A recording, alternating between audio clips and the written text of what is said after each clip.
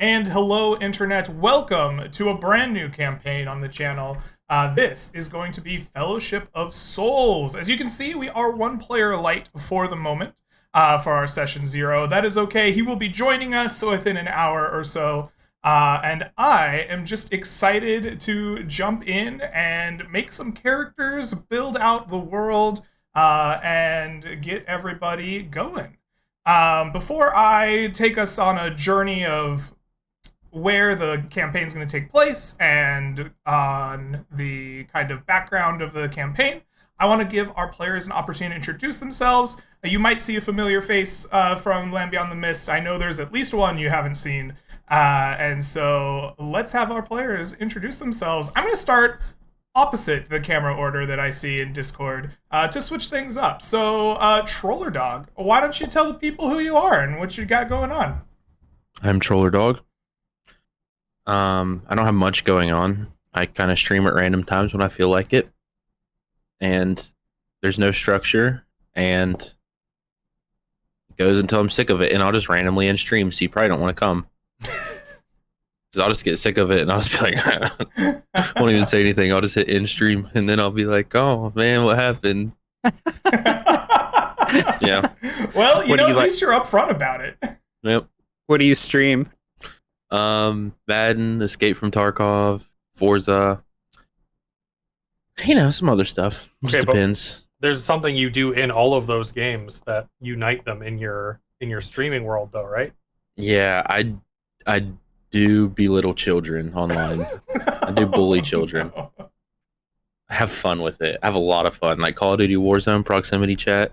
I hear a child. It's on. I'm teaching them life lessons. They mature quickly in my presence. And that's why he's known as Troller. I'm beginning to understand why sometimes you just suddenly end the stream. Sometimes it gets too much. It gets out of control. I can't rope it back in, so I'm like, shove it out. Try again tomorrow, maybe. All right. Well, on that delightful child-rearing note, let's swap over to Jared. Welcome to the campaign. Why don't you tell people who you are? Yeah. Hello, Greg, and hello, Internet. Because as Greg and I have battled before, I claim that is my intro. Hey, I'm Jared. I've played on one Lands of the Mist game where we met a talking island. And then I completely missed another one that I signed up for, and I apologize profusely to Greg for that. Because my life has been just long hours of working away at my computer, and if I have Discord open, it distracts me from trying to complete work. So I'm here. I turned on Discord 5 minutes before we were supposed to start this session. That's my life right now. All right. Well, from child rearing to overworked. Yep. Apollo, what a part of the American dream do you have to share for us? Hi everyone, I'm Nick, Apollo Nick on Discord, Apollo_Nick on my Twitch show, where you can catch Greg and I playing Stars Without Number on Wednesdays at 7 p.m. Pacific. Let's see, I have therapy tomorrow. Same, actually, yeah. That's absolutely part of the American dream at this point. Yeah. So I just 5 minutes ago set an alarm for 8 a.m. so I make sure I have time to wake up and become a coherent human being before I talk about my feelings and experiences and childhood trauma.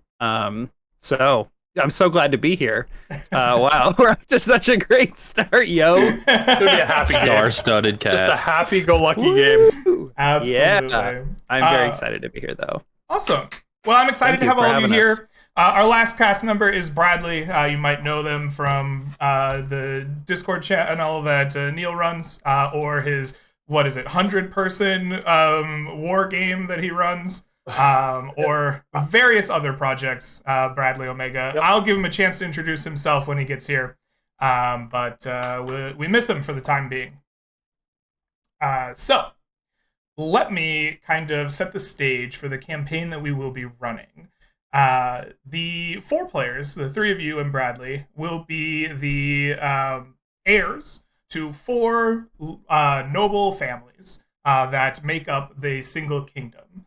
The four of you are heirs and the like nobility, but also in the class that you choose. The deceit here is that these royal families are the powerful among the kingdom, whether it's in sorceress magics or knightly honor. You are being trained to be the best of your class to represent your family well in the kingdom.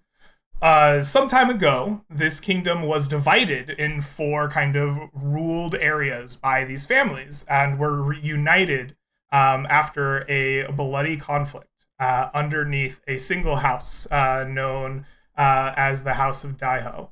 And Daiho is the house's name and is also the city upon which they built the like crown royal palace. And it is the city that we will be starting in the center of our map. We'll get more into the map and the locations an hour or so in.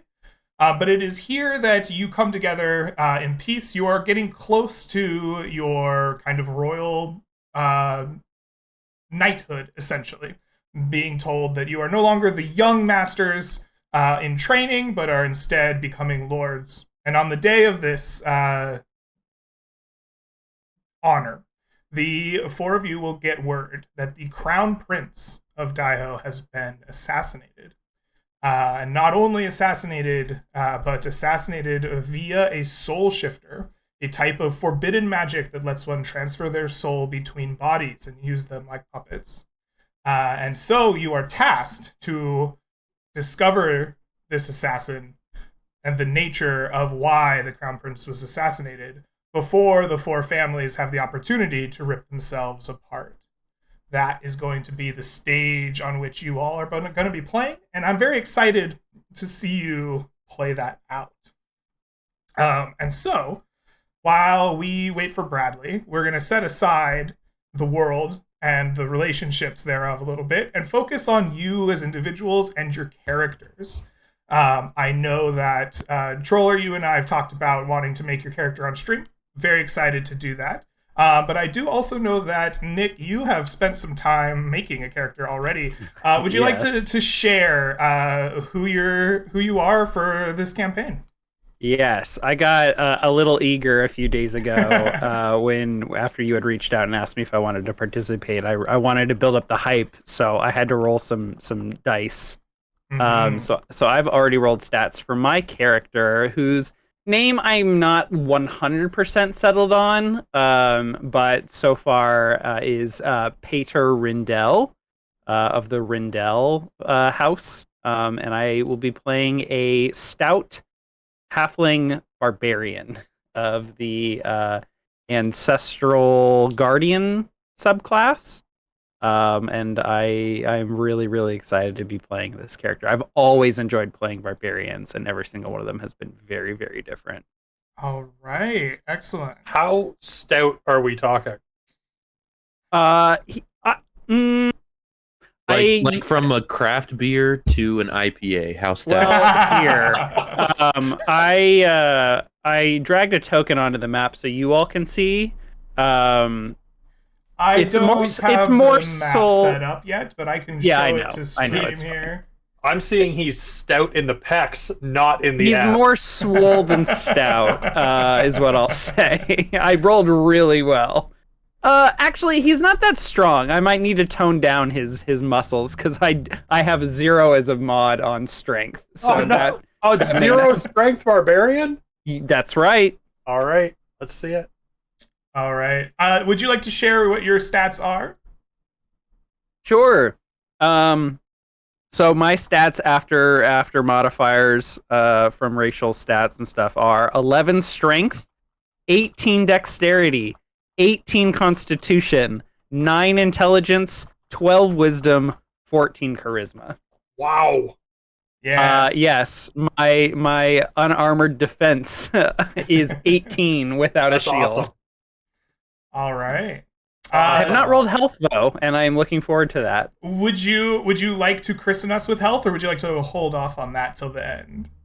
Yeah. If we want to dive into our roles, I can get us going. Let's get the rolling. I mean, you So- already created much of a character already, so Yeah. why don't So you let's roll us see. some health? 12. So this is so you start with 12 health at level 1 plus so we're at level 3 to start, right? Correct. So my con mod is 4 times 3 levels will be another 12. And then I need to add 3d12 here. Level 1, you always take the maximum. That's right, 2d12. 2d12. You're right. Because 5e doesn't want you to die immediately. Yes. Okay, so I rolled a 5 and a 9, so slightly above average. Slightly above average. For 38 health. Awesome. Nice. We have a very stout barbarian here. He's going to Hell be yeah. drunk from a wide, small glass, so you get a nice sniff on the way down. Yeah, based on that, I want to play a shapeshifter and I want to be strictly a mouse. That's the only thing I can turn into. Are you sure that's the direction you'd like to go? Because we can make that happen. No. Yeah, All right. don't joke about things. There's a lot of options. Alrighty. And then Lakota wants me to roll for hotness. That is your choice to do if you would like. 46, keep highest 3. 10 average. Yeah. Very cool. You know. Beauty's in the eye of the beholder. So, Lakota, I would encourage you to roll for attraction to me. There we go. Ooh. I like it. That's my objective hotness, but you know. Now, when you're rolling that, it has to be a wisdom, right? Against a charisma save. I like that. I like that. All right. Nice. So the two of you who have not spent their week in preparation, I usually like to begin character creation by rolling for some stats. So why don't we get this going? Jared, as the veteran, I am sure it is only right to have you roll first. Sure. And we're doing 46 D1. 46 D1, yes. That's how we format it on Roll20, right?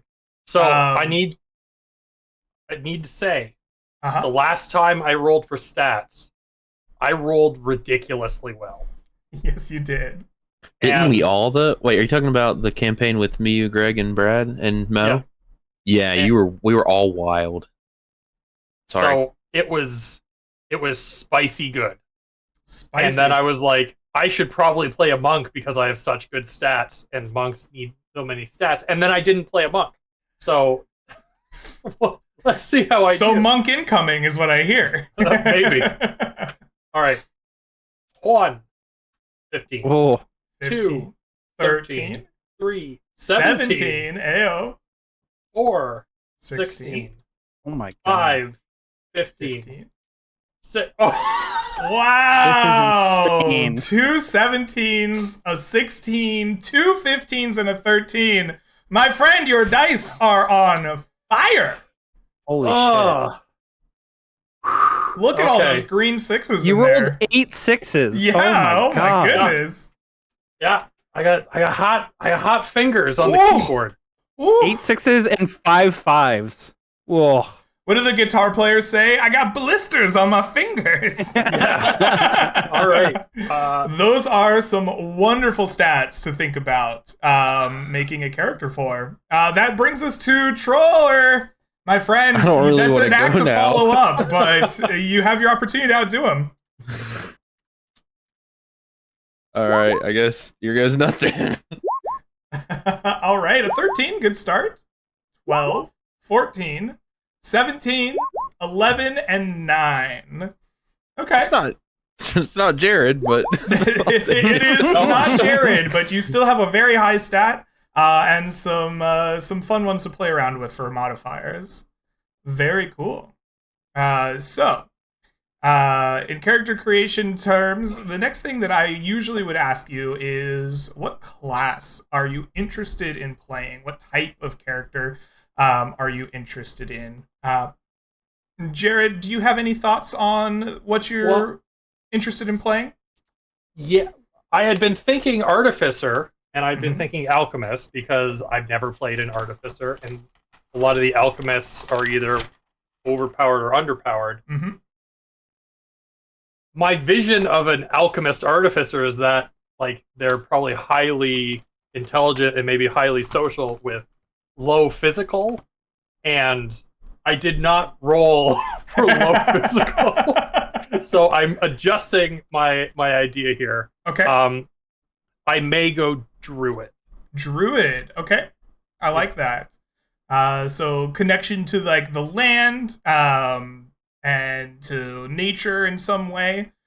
Think about as a druid, how your like lineage is going to be fairly druidic, right? You're being trained in the ways of the mastery of this.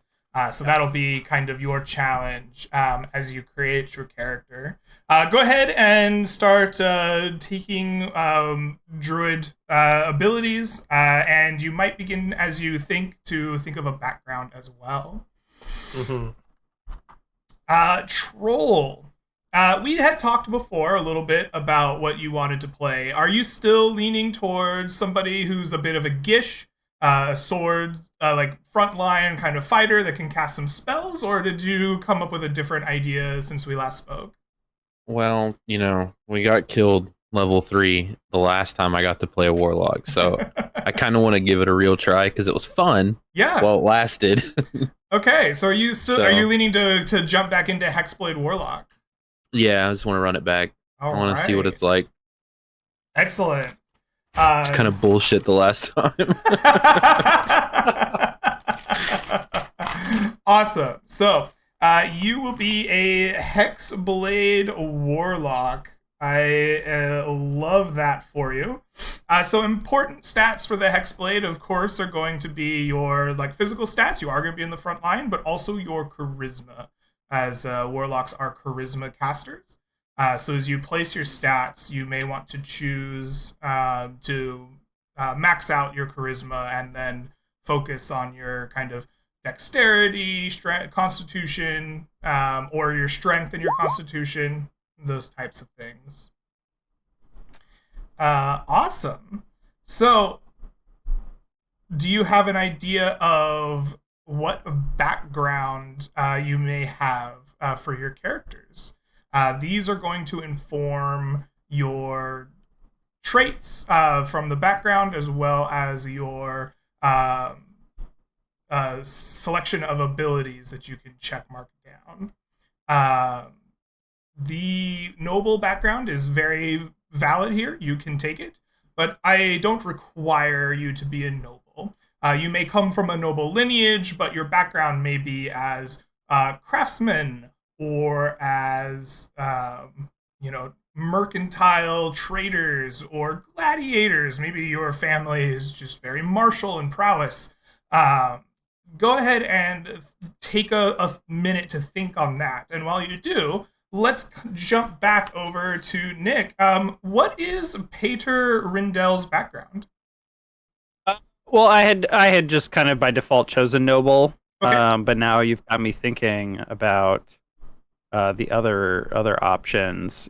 Just scrolling past hermit and criminal. I'm like, no, those are not going to work. I think it might be. I think it might be soldier actually. Okay. So I'll need to update that. But is it okay to talk a little bit about character background and not just like the mechanical a little bit stuff? for sure. I would. We'll do more in depth when Bradley is here, and we can kind of work through the relationships of the characters and stuff.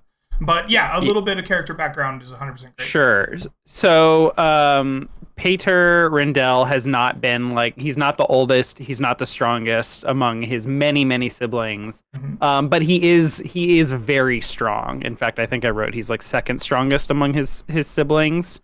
So he has definitely been trained to fight. Hence how he's going to be the barbarian. But he wasn't being reared to take over as head of the house or anything like that. So I think it would actually make a lot of sense for soldier to kind of be in his background.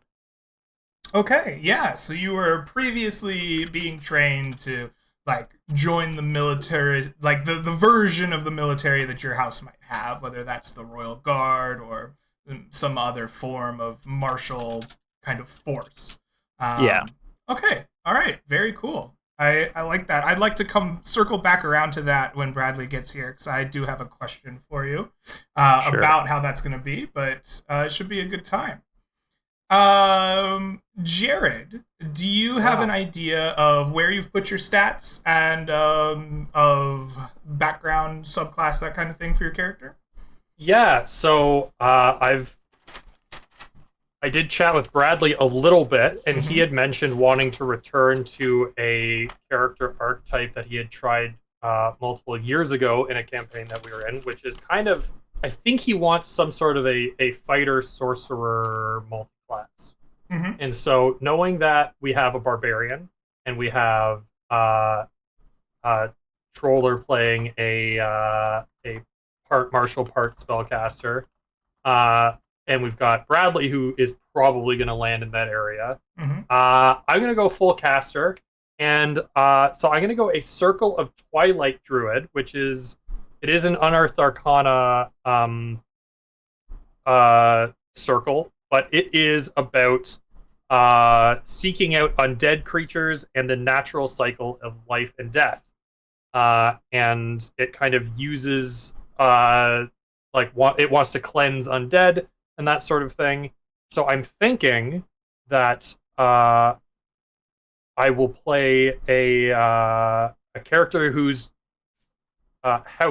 his noble house, has dedicated itself to an ongoing issue with undead of some sort, whether that's prevalent now in the modern world or not. Maybe they were founded on this issue and they succeeded 4 generations ago, and now they're not nearly as prominent because people have forgotten about the issue.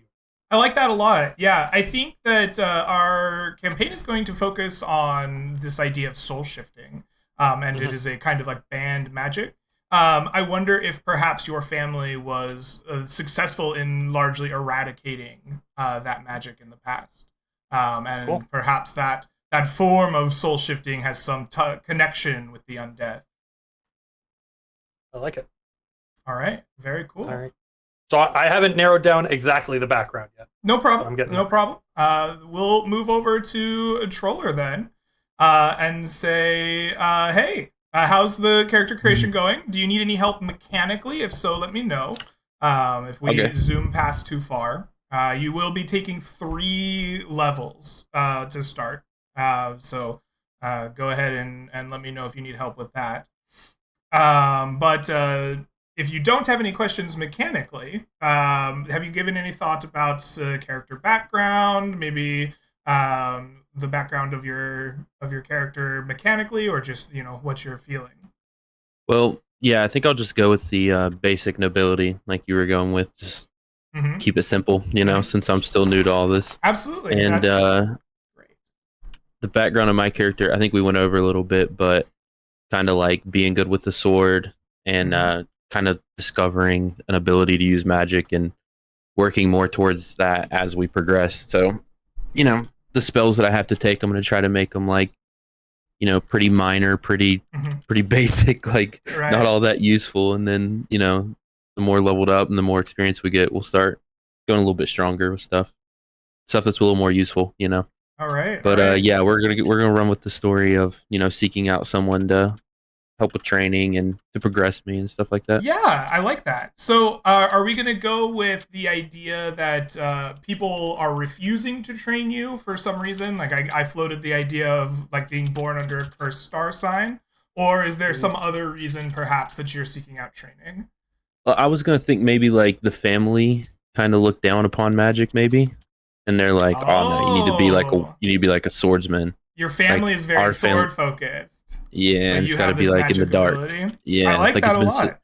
They've been like suppressing it like the whole childhood, and then it's like, yo, I need to go into this. I need to figure this out, so I seek it out. I like that. So the family unsupportive of your magic, and now you're seeking out a trainer for your innate abilities. I like it. Yeah, but of course, Eldritch Blast. Eldritch Blast. Don't get it Finger twisted. guns. Yeah, don't get it twisted. Awesome.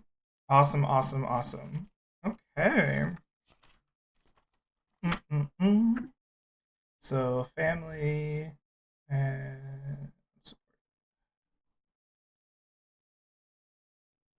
I'm just taking notes here. I do my best to have a good breakdown of all the characters. Let me see. What is the next step I usually like to go forward with? If you're ready, we could go into money and gear, and like sorting out your characters' like actual equipment. Or we could still stay here kind of on the conceptual level. How are you guys feeling about where your characters stand conceptually? Do you need more time with the basic mechanics of like class, race, background, that kind of basics? I'm gonna roll my hit points here.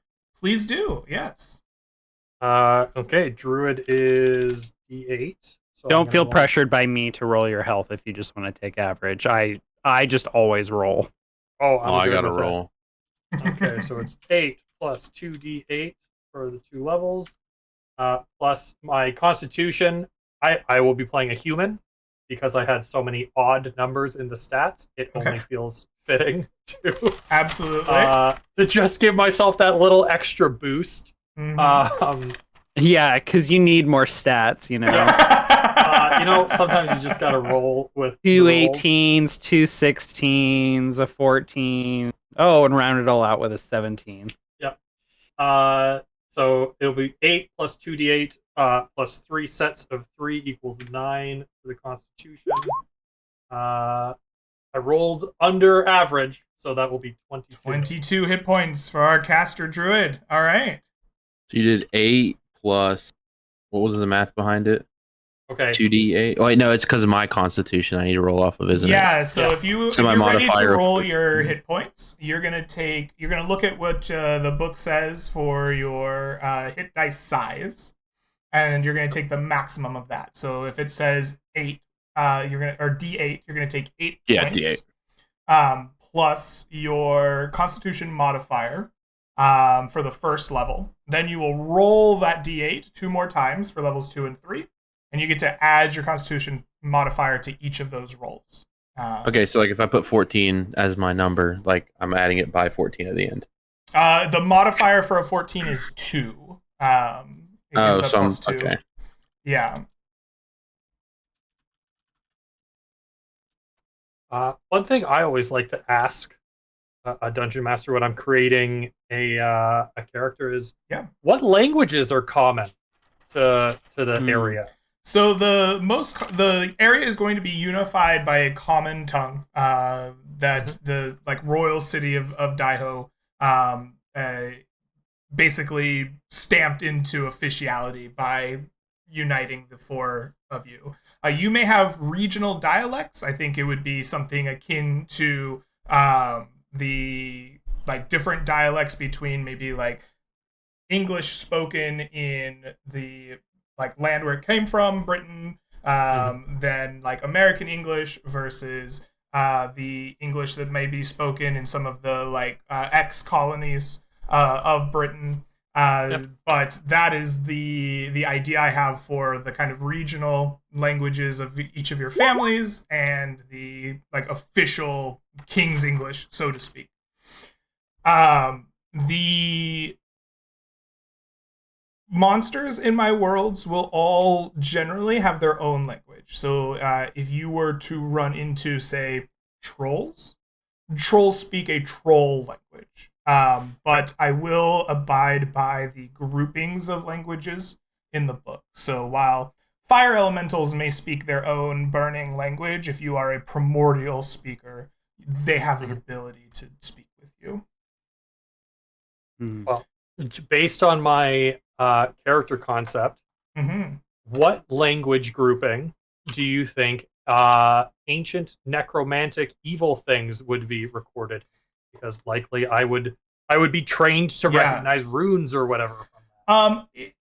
if I think that if you're looking for ancient like necromancy, if we're going with the idea that your family put to a stop the soul shifting magic, I think that like common is most likely, as humans are the big perpetrators of that.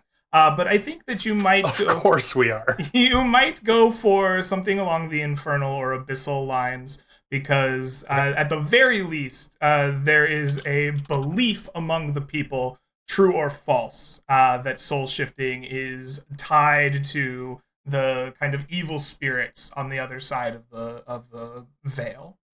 Cool. Yeah. I will grab Infernal then, because clearly necromancers make deals with devils. Exactly, right? Exactly. All Excellent. right, give me a stuck in your way. We're too good for you language. Like we speak this because we're better than you. Oh, Elvish, for sure. Elvish? Okay, Yeah, that's what we got. Then. Absolutely. Yes, 100% Elvish. Yeah. Is House Daiho, are they human or a different? They are humans, yes. Okay. Though you do not have to be. Obviously, as Right. Nick has chosen to be a halfling barbarian, you can be a royal family of a different race or origin.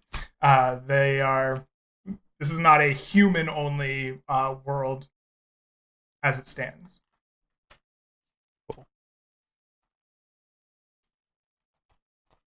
Mm, Done with the human stuff. done with the human Why have I stuff. completely forgotten how to add things? I feel like we haven't used Roll20 in forever. That is true. Do you have any questions? Do you need help making it happen? I I got it. You got it? Okay, perfect. I think. So I have my two nobility is history and persuasion for skills. Perfect. I have that. I have the hit points. Let's I think I'm take a chilling. look. I think I'm good. I need a You're sub race. chilling. So it looks like you haven't chosen your skills that are given to you by your class. So you have history and persuasion from your nobility background. Your class as a warlock will also allow you to choose between some of your skills. It'll be in the kind of block in the beginning of the book where it says starting equipment, hit dice, and like there should be a skills next to where you found the saving throws that you may choose between. Yes, I have a book. Or your online resource of choice. Your very legal online resource. Yeah. Yes. It's all under the SRD now, isn't it? Creative Commons? That's a good question. I'm not sure not how everything, that but- relates to just posting the rules on a internet forum. I believe that's part of the intent behind the SRD and the Creative Commons stuff, is that lots of people like using these extra websites, and many of the issues going on around WotC were about tabletop stuff using the SRD, and they put more stuff into it. I haven't checked how much, but Very interesting. I will have to check that out at some point. Okay. Mr. Peter Rendell, is there anything else that I missed from the like kind of beginning part of your character that you would like to share with us? Or are you ready to talk about your starting equipment and gold and things like that? I don't think I missed anything. Okay. Yeah. Just wanted to make sure if there was something that you wanted to share about them mechanically or like creatively that we got there. No. Okay. Very cool. I have Alright. found an interesting background. Oh yes. Ooh. Tell me more. It would impact things, so I want to ask about it. So in Plane Shift Innistrad, which was a small PDF they put out a few years ago when they were going through all the Magic the Gathering settings. Okay. There is a background called Inquisitor, and the feature is legal authority. as an inquisitor of the church, or in this case, we'd say of my family, Yep. you have the authority to arrest criminals. In the absence of other authorities, you are authorized to pass judgment and even carry out sentencing. If you abuse this power, however, your superiors in the church might strip it from you. I'd like to pitch it that my family technically has this ability, or this feature given to them, but it hasn't been used in some time, and it would likely be frowned upon if I use it, and would become kind of a technical issue. Like, yeah, you can do it. No one's been doing it. Like, I like that. Let me pitch you an alternative for you to choose between. I'm happy to do it exactly that way. The alternative might be, since your family is experts in necromancy and soul shifting and this kind of like illegal magic, perhaps you have inquisitor rights when it comes to illegal magics. And then like legally, like in other areas, you would submit to, Daiho's rules and legislations. Sure, that works for me. Yeah, I think either. I just thought that's a thought I think is pretty cool, but I'd be happy with you going either way. Oh, that works for me. Okay, very cool. So you are going to be an inquisitor. Exciting. I'll have to find that PDF and look it up exactly, but I'm excited to see something new in terms of backgrounds. I like that.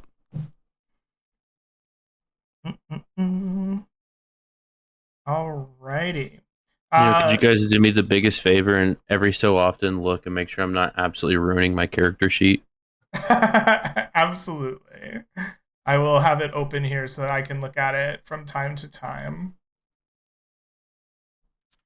So far, it looks pretty good. It looks like you have started adding some of your starting equipment on there. So why don't we shift our focus over from our kind of conceptual background creations and over to the like harder mechanics of the character itself. We'll go starting with our already completed character here, I assume. Peter, what is your starting equipment look like? Did you roll for gold, or did you take from the suggested beginning items? I just took from suggested beginning items, although I think I might have like missed some stuff, so I'm gonna go over this myself. Okay. So for my martial melee weapon, I chose a scimitar. Being a very high dex and low strength barbarian, I want a weapon with finesse. So a scimitar seemed like an appropriate weapon for a little 3.5-foot halfling barbarian. And then between two hand axes and a simple weapon, I just took a dagger. Seemed practical. An explorer's pack and 4 javelins. I think I actually saw the javelins and I was like, oh, maybe I'm not supposed to have those. But now I can go ahead and add those back. All right. So yeah, I have just the explorer's pack and I need to add the javelins. And then as a soldier, I get to add a insignia of rank. Yes. I'll need to figure out what that rank is. And like maybe just a fact or two about military structure. If you don't already have ideas for what that looks like in our world, I would be happy to let you kind of take free reign with the military structure of your like family. The way that I see the military playing out is fairly loose. There would be like militiamen essentially that could be called upon should there be full-scale war. But the way I see it, at least for the royal city and for kind of your average everyday place you may go to outside of your lands, is going to be the like knights or like minor lords who have been knighted. Like they're not necessarily landed knights. There's a title for that my brain is completely missing out on. But they're essentially gifted authority for their honorable prowess in battle, amongst other things. Do you have thoughts on that? Do you want to change from that in the lands of Rendell? So I think in in terms of like what my, Pater has been doing up until this point, it's probably been like making sure he's protecting, the house or the estate of House Rendell. Uh-huh. But then I think he's also been like in charge of traveling around their lands that they oversee, and taking care of any like bandits, raiders, any unlawful doings that are happening. He's taking care of it. So I am probably I don't know if unlanded knight is the correct term, but I think knighthood makes sense. Or at the very least, when I left home and arrived at the city, maybe just received my knighthood. Yeah. So either I've been a knight or just became a knight. Makes sense to me. Okay, I think that makes a lot of sense for you to have kind of become a knight in their kind of journey to this point. So one thing that I'd like for you to think upon is in the narrative of our story, you are going to be one of the kind of like 4 nobles that are chosen to represent your family. You're going to like kind of being groomed to take over like leadership. I know that you said previously you were not the eldest, you were not the strongest, you're originally kind of just trained to be this knight for your family. How is it that you came to be the one that is like leading your family now? How recent was this change, and like what instigated it? Okay. Yeah. So this is where we start getting into some of the like more detailed backstory, because I Sure. think it'll take some explaining if We we're okay. can hold off on that for Bradley to be here if you'd like. Just Sure. It would be something I would like to tinker around with in your brain. Yeah. Yeah. But basically, not to get too deep into it, but essentially my oldest sibling has disappeared recently. And so I'm kind of being chosen to step up now. Okay, excellent. I'm being voluntold. Excellent. By the rest of the heads of my household. Sounds To be honest, I was also considering my elder sibling died and I was the backup. We don't want too many of the same. Our fellowship is all pitch hitters. It's okay. I mean, that could give our character something to talk about. Yeah. I also feel like I didn't roll second son stats, so yeah, you kind of rolled like I'm the first and the best and the greatest in the land that anyone has ever met. I think I might be the golden child. I think that's what this is. And I have abused younger siblings. Oh no! like I'm the favorite child, and I have younger siblings who do not get the attention they deserve as people. I can wait until therapy tomorrow. I can wait until therapy tomorrow. I can wait until therapy tomorrow. So let's take a look mechanically at anything you might be missing here. I know for a fact that you're going to need to talk about starting equipment and gold. Jared, do you have everything from your race, class, background, all of that starting areas sorted at this point, or do you need some extra? I'm just inserting rules text into the character sheet at this point. And I'll need to do some spell choosing. Okay. And so we're doing well so far. I took the starting equipment because that makes the most sense. Okay. Absolutely. I didn't add background stuff. The background, I don't know if the background gave me any equipment actually. Not all backgrounds do. You are getting like a feature from them. It does. And proficiencies. I'll be getting a set of traveler's clothes. Honestly, the one thing I want to do is get a nice set of like noble's clothes. So absolutely. I think that all of you will definitely have that like for free. Okay. You are in town when we start for a like celebration of your like ascension of rank. So you will all have like nice clothes, nice royal clothes for sure. That was Wasn't awesome. there like an Yes. wasn't there like an easy way to like slide a spell or cantrip into like the attacks and spell casting? Because every time I do it, it just takes it to spells on the spells page. I was also just having issues with that. I think they may have changed the coding on Roll20 to be more annoying. To be more annoying. Oh Hopefully, my. I copy it over correctly. So what are you trying to drag over? Let me see if I can help you. I was just trying to put the golden ability over. The golden ability. The Eldritch Blast. Yeah. Ah, I see. Yeah. Eldritch Blast.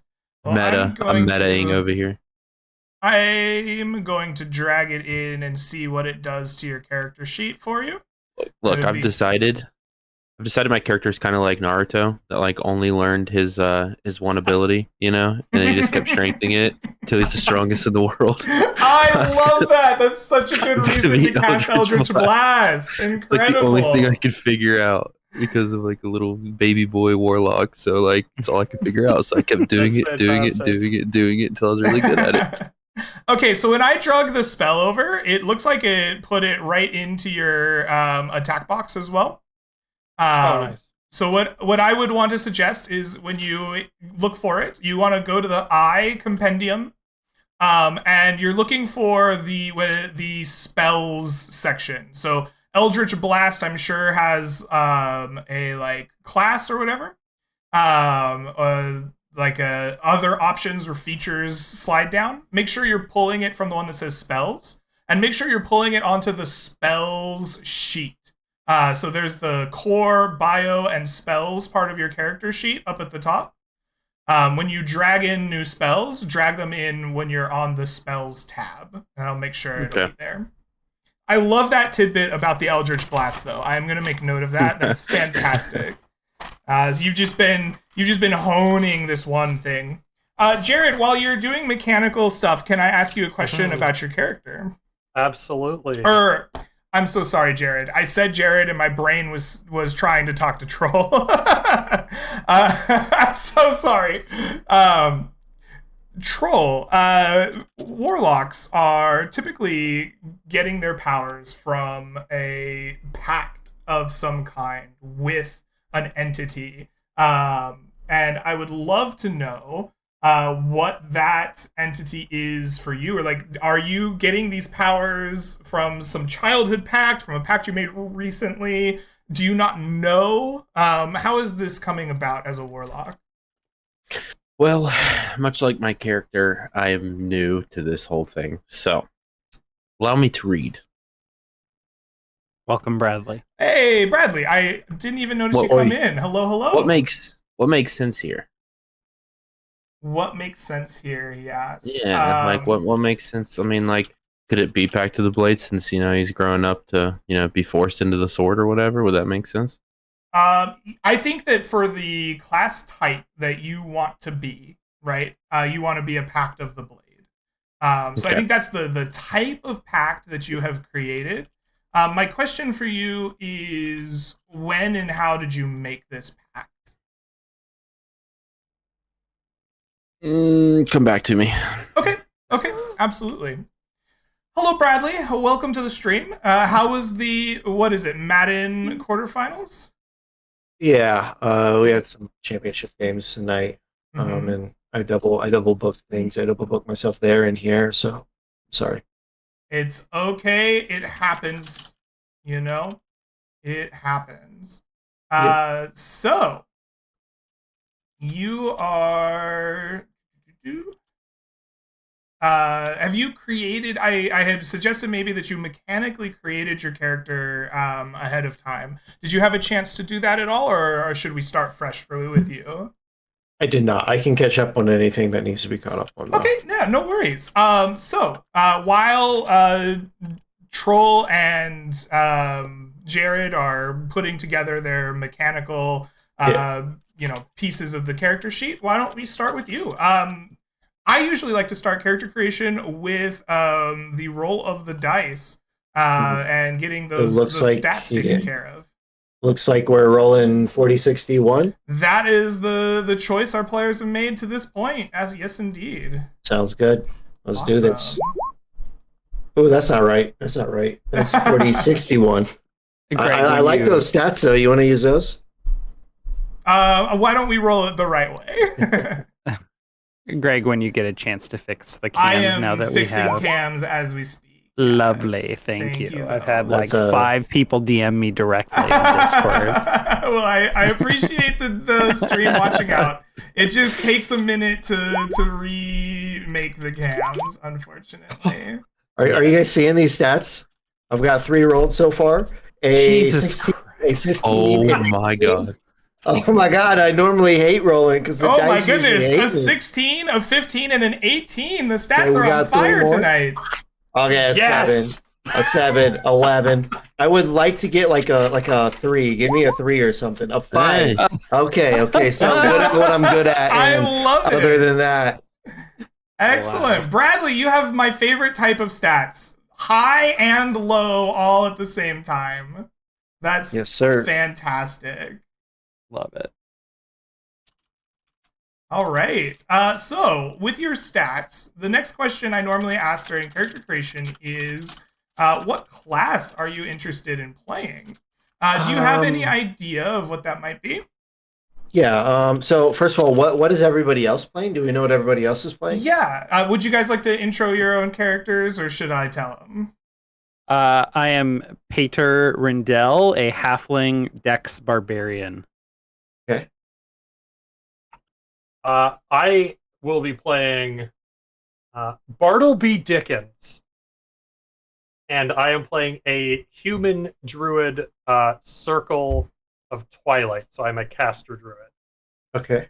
And I am what you killed me on, so you should know it well. Hexblade Warlock. And I'm thinking of some snobby rich name to make my character. So we got okay. Apollo, what were you again? It was all I remember. I'm scatterbrained. All I remember was Dex Space. What was it? Dex barbarian. Dex Barbarian. Okay. I think what I'm going to do, and I kind of mentioned this in the chat, in our chat. I was thinking a eventually a multi-class character. I'm assuming we're starting level 1. We're starting level 3. Okay, yeah, that's good. That's good. Yeah. I am total scatterbrained. I apologize. I'm going to go a fighter sorcerer multi-class. Okay. And we will probably, as we progress, the primary focus will be sorcerer. Okay. Very cool. Now, so, are you starting? Before I commit to this, so I do have a mechanical question for you, Greg. Absolutely. Right, because I'll be straight up. This build, it's all about getting that. It's all about getting that action surge and using it with spells. Are you okay with this? Like, can I fireball, action surge, fireball? Action surge gives you your whole set of actions back again. Jeremy Crawford has confirmed that this is a legal course of action. Well, but, I mean, you not were everybody. about, Not you were everybody likes about that. to get what you wanted, but then you said Jeremy Crawford's name, and now you can't. No, Okay. I'm kidding. Yes. Action surge would allow you that extra cast as you are hoping for. We're going Fireball, Action Surge, Fireball. That's the class. That's the class. I like it when you have a plan. Awesome. Well, are you starting fighter or are you starting as a sorcerer and then multi-classing? We are going to start fighter, so I can get like all of the fighter stuff, right? Okay. Okay. Very cool. So in theory, the character will be a frontline caster.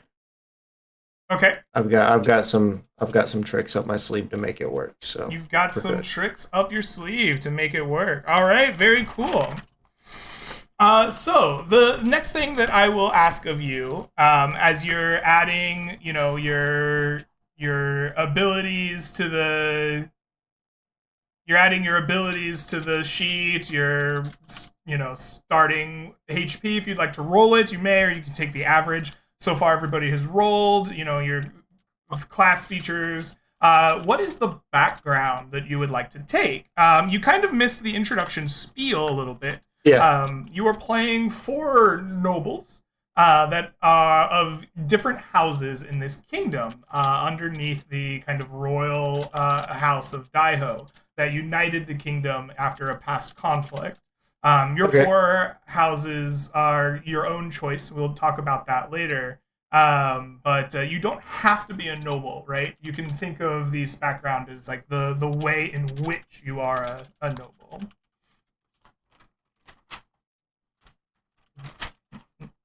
Let me write down that Barat. The other thing to think about is your race as well, which will give you bonuses to your attributes. You don't have to play human. This could be whatever race floats your boat that you think is most interesting to play in the situation. I believe we have a halfling and 2 humans so far. If I'm correct, Troller, you were human, correct? Yep. That's what I thought. But you I don't. think you don't I will have to. go. I'll end up going variant human, Okay. which will bump my stats to 16, 16, 18, 7, 12, and 5. Wow. Very good. All you humans are just oppressing us halflings. You think because our king's human that you all can do whatever you want? All right. Sorry, we're the perfect family. We are the perfect family. Absolutely. To be fair, halflings live longer. Yeah. I am kind of salty that everybody is rolling HP because like I gotta go with roll suit and roll HP. Peer pressure, peer pressure, peer Yeah. pressure. One of us. One of us. Rolling is for Chad. Rolling is for Chads. Professor Lollipop, you are correct. Is okay. My age is showing. Is it good to be a Chad? Yes. Yes. Do you not want to? Okay. Especially in Tarkov, it's real good.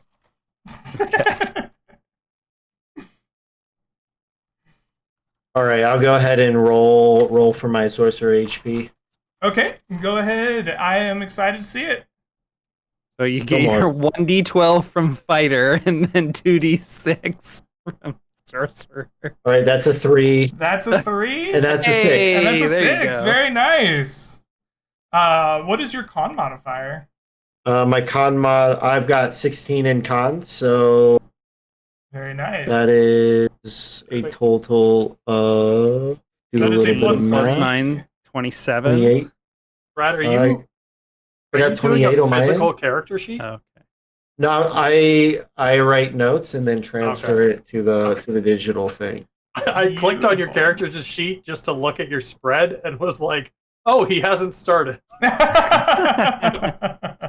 Yeah, I'm making notes on my end, and Okay. then I'll move it over. Very All right, good. Greg. Based off the advice of Jared, I have an answer. Oh, yes. Yeah. So You may have heard me furiously typing. What is your answer, my good friend? based off of the advice of Jared, we're going with we'll say that we made a pact with an unknown being Mhm. that was a massive scorpion-like monster, right? That we don't know much about, but the blade has a scorpion marking whenever I summon it. Ooh, okay. Maybe it's called like like the stinger or something, you know? Oh, I like it. Yeah. Yeah, we'll be real cliche with it, real generic. And did you do this as a child, or did you do this more recently as a young adult? Let's say more recently. Oh, okay. Let's say because we're still new to being a warlock, right? Like Sure, yeah. we're with the magical side of things. Oh, Yeah. I like it. So in your search, I like this. So you had like the magical spark and you knew it, and in your search for a master, it led you to this mysterious scorpion beast that is unknowable, and now you have a Yeah. scorpion sword and can blast things with your like magic powers. But that's it. That's the only things you can do right now. Yeah, we're kind of cool. We're kind of. I like I wanna, it. like- All right. I'm kind of looking at the spells and stuff, trying to figure out like I just imagine that my magic can make me just maybe move faster or jump higher. I like it. Yeah. That's very cool. I am making a note of the scorpion monster because we, of course, will have to know all about it. In search for. Awesome. Very cool.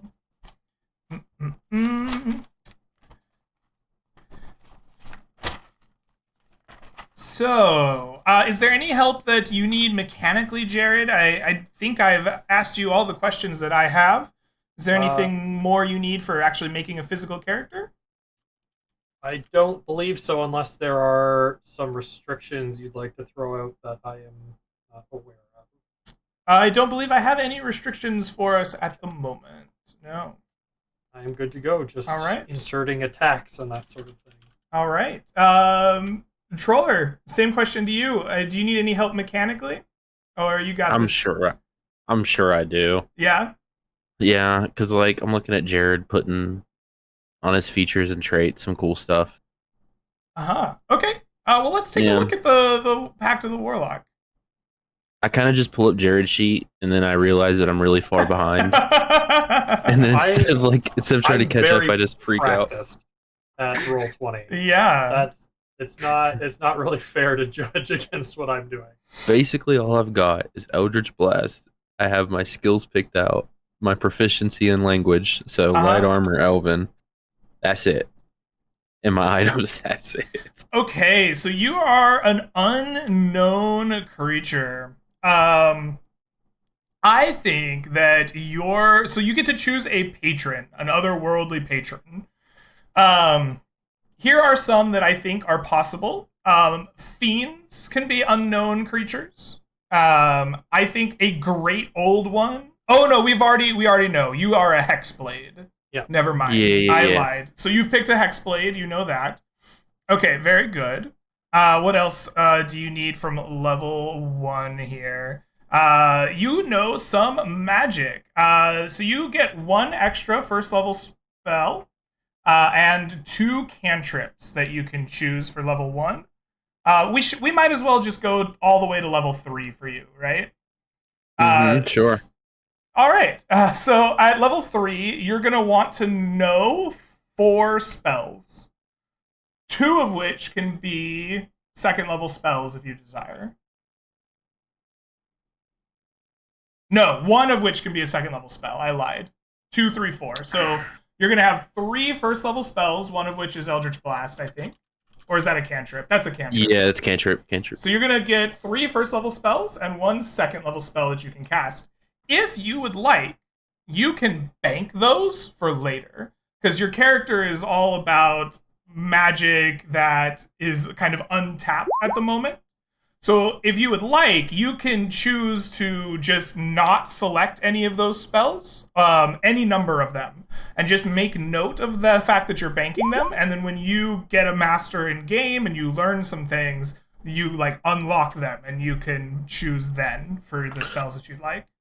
Do you know, is there one you suggest of like something that's kind of useless? Like I think it's cool to have like one that's kind of like, hey, I kind of figured this out. You know, it's like you're learning to do a kickflip. You kind of accidentally do a pop shove, and you're like, it's not that cool, but you know, I'm doing magic. As far as cantrips go, I've always thought prestidigitation is that, right? It's the useless, hey, look, Ma, I can make sparks, right? Like the loud noises, bang. I love prestidigitation. Some people love it. I think it's silly. You can clean yourself. The best use of it is to put something that is like a faint odor under other people's noses. I don't know. I have a whole character concept where they don't go adventuring. They just start a dry cleaning business using prestidigitation, and they take over the dry cleaning market. Oh, perfect. No, you should have been in our last game, Nick. He was like, I want to repair these rugs. I want to repair this painting. I want to repair these clothes. Yep. Yeah, he did everything. Okay, Nettie. Ancient rugs? Let me just loot those. Oh, this candlestick was burnt. Let me just repair the candle and bring it back so I can burn it again. Do you want a first level spell option as well? I'm thinking we just bank. Just bank them? We just roll with Eldritch and then we bank. Okay, absolutely. So go ahead and don't even worry about adding spells in. I'm going to make note that Troll, you have banked. I mean, what else do I need? Let's be honest.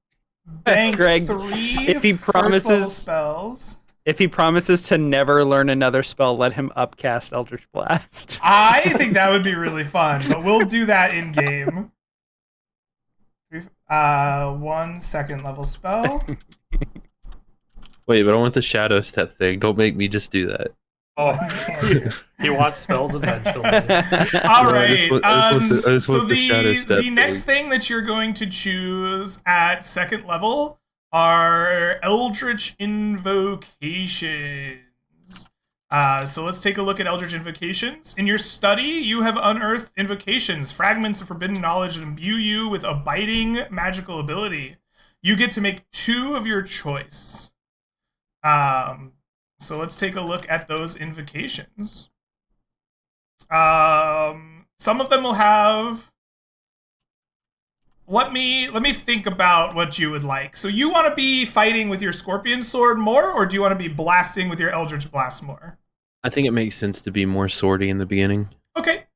I think that Armor of Shadows is pretty interesting. It lets you cast Mage Armor on yourself at will, without expending a spell slot or material component. So you can set your AC to 14, I believe, without needing equipment on. That's cool. What about the Eldritch Spear? Is that... Well, let me take a look at Eldritch Spear. Is that too wild for me? When you cast Eldritch Blast, its range is 300 feet. I mean, sure. Is that what you'd like? It kind of plays into the only being a one trick, you know? Sure, absolutely. Yeah. We'll do it. We'll do it. We'll do this. Well, yeah, we'll do it. Okay. So you're going to take Eldritch Spear. Are you going to take the other one I recommended, or are you still looking for some recommendations? No, we can do the Armor of Shadows. That's fine. Okay. Perfect. So go ahead and in the compendium, look up Armor of Shadows, and drag that into your features, as well as the Eldritch Spear. Both of them should be in the compendium, no problem. They are from the player's handbook. Lakota brings up a good point as well. As you level up, you can swap out invocations as well, so you're not 100% stuck with these right now. Oh, okay. Yeah. Excellent. The next thing that you get is a Pact Boon. So you are a Pact of the Blade from the Pact Boon. You should be able to drag that in from the compendium as well when you're ready to. It's just like doing the copy and paste thing. It's just highlighting it. Just highlighting it, then selecting it. I'm losing my mind. Yeah, I think for a lot of those, you have to just copy and paste it over, sadly. Oh, man. Okay, I got this.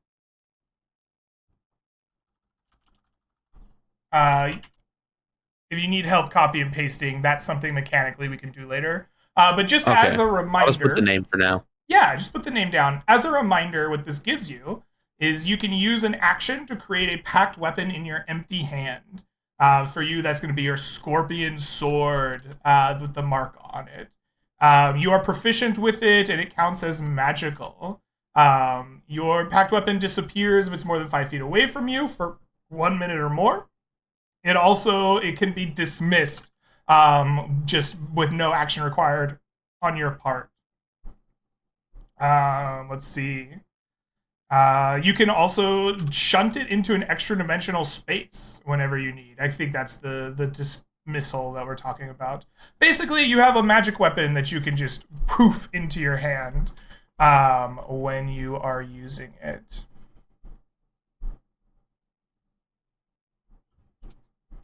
All right. Beautiful.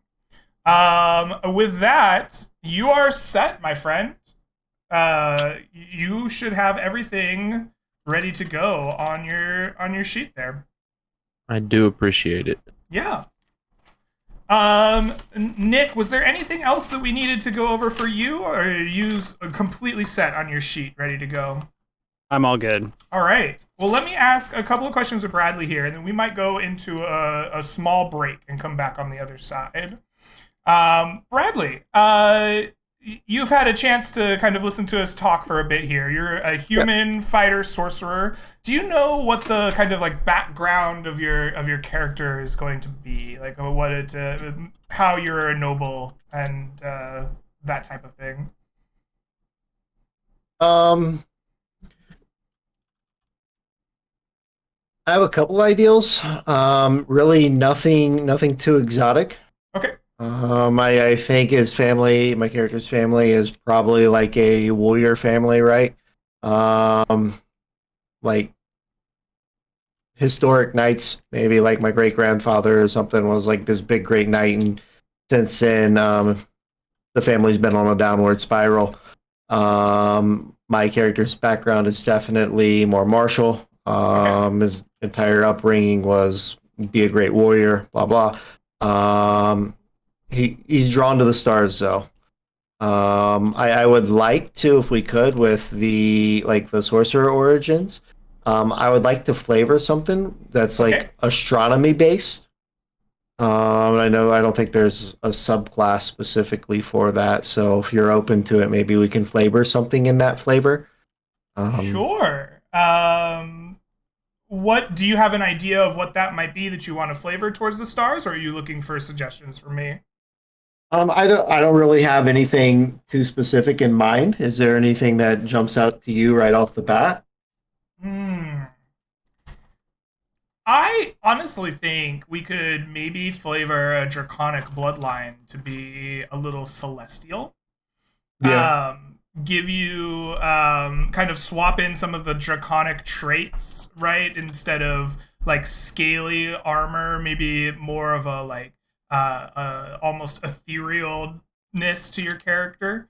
Yeah. Like maybe instead of a fire breath weapon, perhaps yours is like pale moonlight. Maybe it's like a radiance that you can draw upon. Like you're drawn to the power of the stars. Yeah. So I think something like that might be interesting. That's cool. Yeah, that works. I'm sold. Sounds You're good. sold. All right. Yeah. Excellent.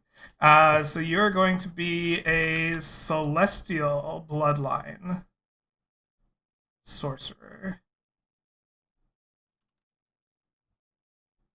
I like that. I think that's really cool. And you could just use the draconic bloodline and then make those kind of swaps as we said for mechanic flavoring. Do you know what your mechanical background is of the character? I don't have an answer to that yet. Okay. I'll have one for you here shortly. On the notion of there being this like figure in the past, like a great grandfather that was a great warrior or something. Maybe like the bloodline, right? Maybe it somehow traces back to him, and he was able to capitalize on the bloodline as well, and the greatness he achieved. Absolutely, yeah. So your grandfather, also celestial. I like that. Your family has been drawn to the stars.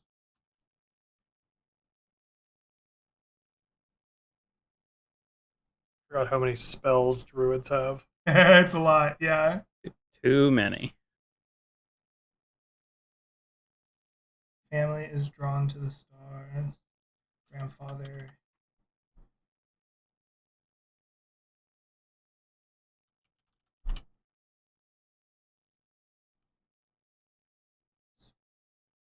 All right, make note of that. That's great information. I want to know mechanically what else we can do to like make your character in the moment. Are you going to be taking the starting gold and equipment, or are you going to be rolling for gold? Is a question that I have. I will take the starting gold and equipment. Okay.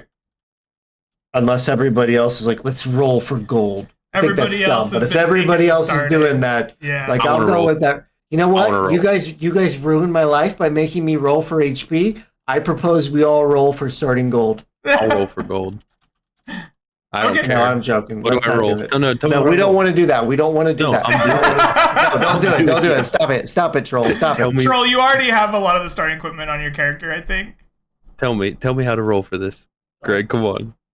All right. Dude. We will Hold on, look up hold on. starting gold for warlocks. Troll, what that means is instead of having all the equipment that your character automatically starts with, you are going to need to individually go in and purchase Mm-hmm. every You don't want to item do that this. I you think roll. we'll do this, but at the same time, I have no cost in my sword or Eldritch Blast. That's all I need. That's all I'm saying. So a warlock rolls 44 times 10. You were closer. You were faster than I was. I just got to the table. 44 times 10. The average of which is going to be about 100 gold pieces to start. Okay, so here's the thing. I really don't need a crossbow. Really don't need. Well, I do need the armor, but I don't need the short sword or the daggers, right? Mm-hmm. So I can just get rid of all that. So You I'm could. rolling. All right.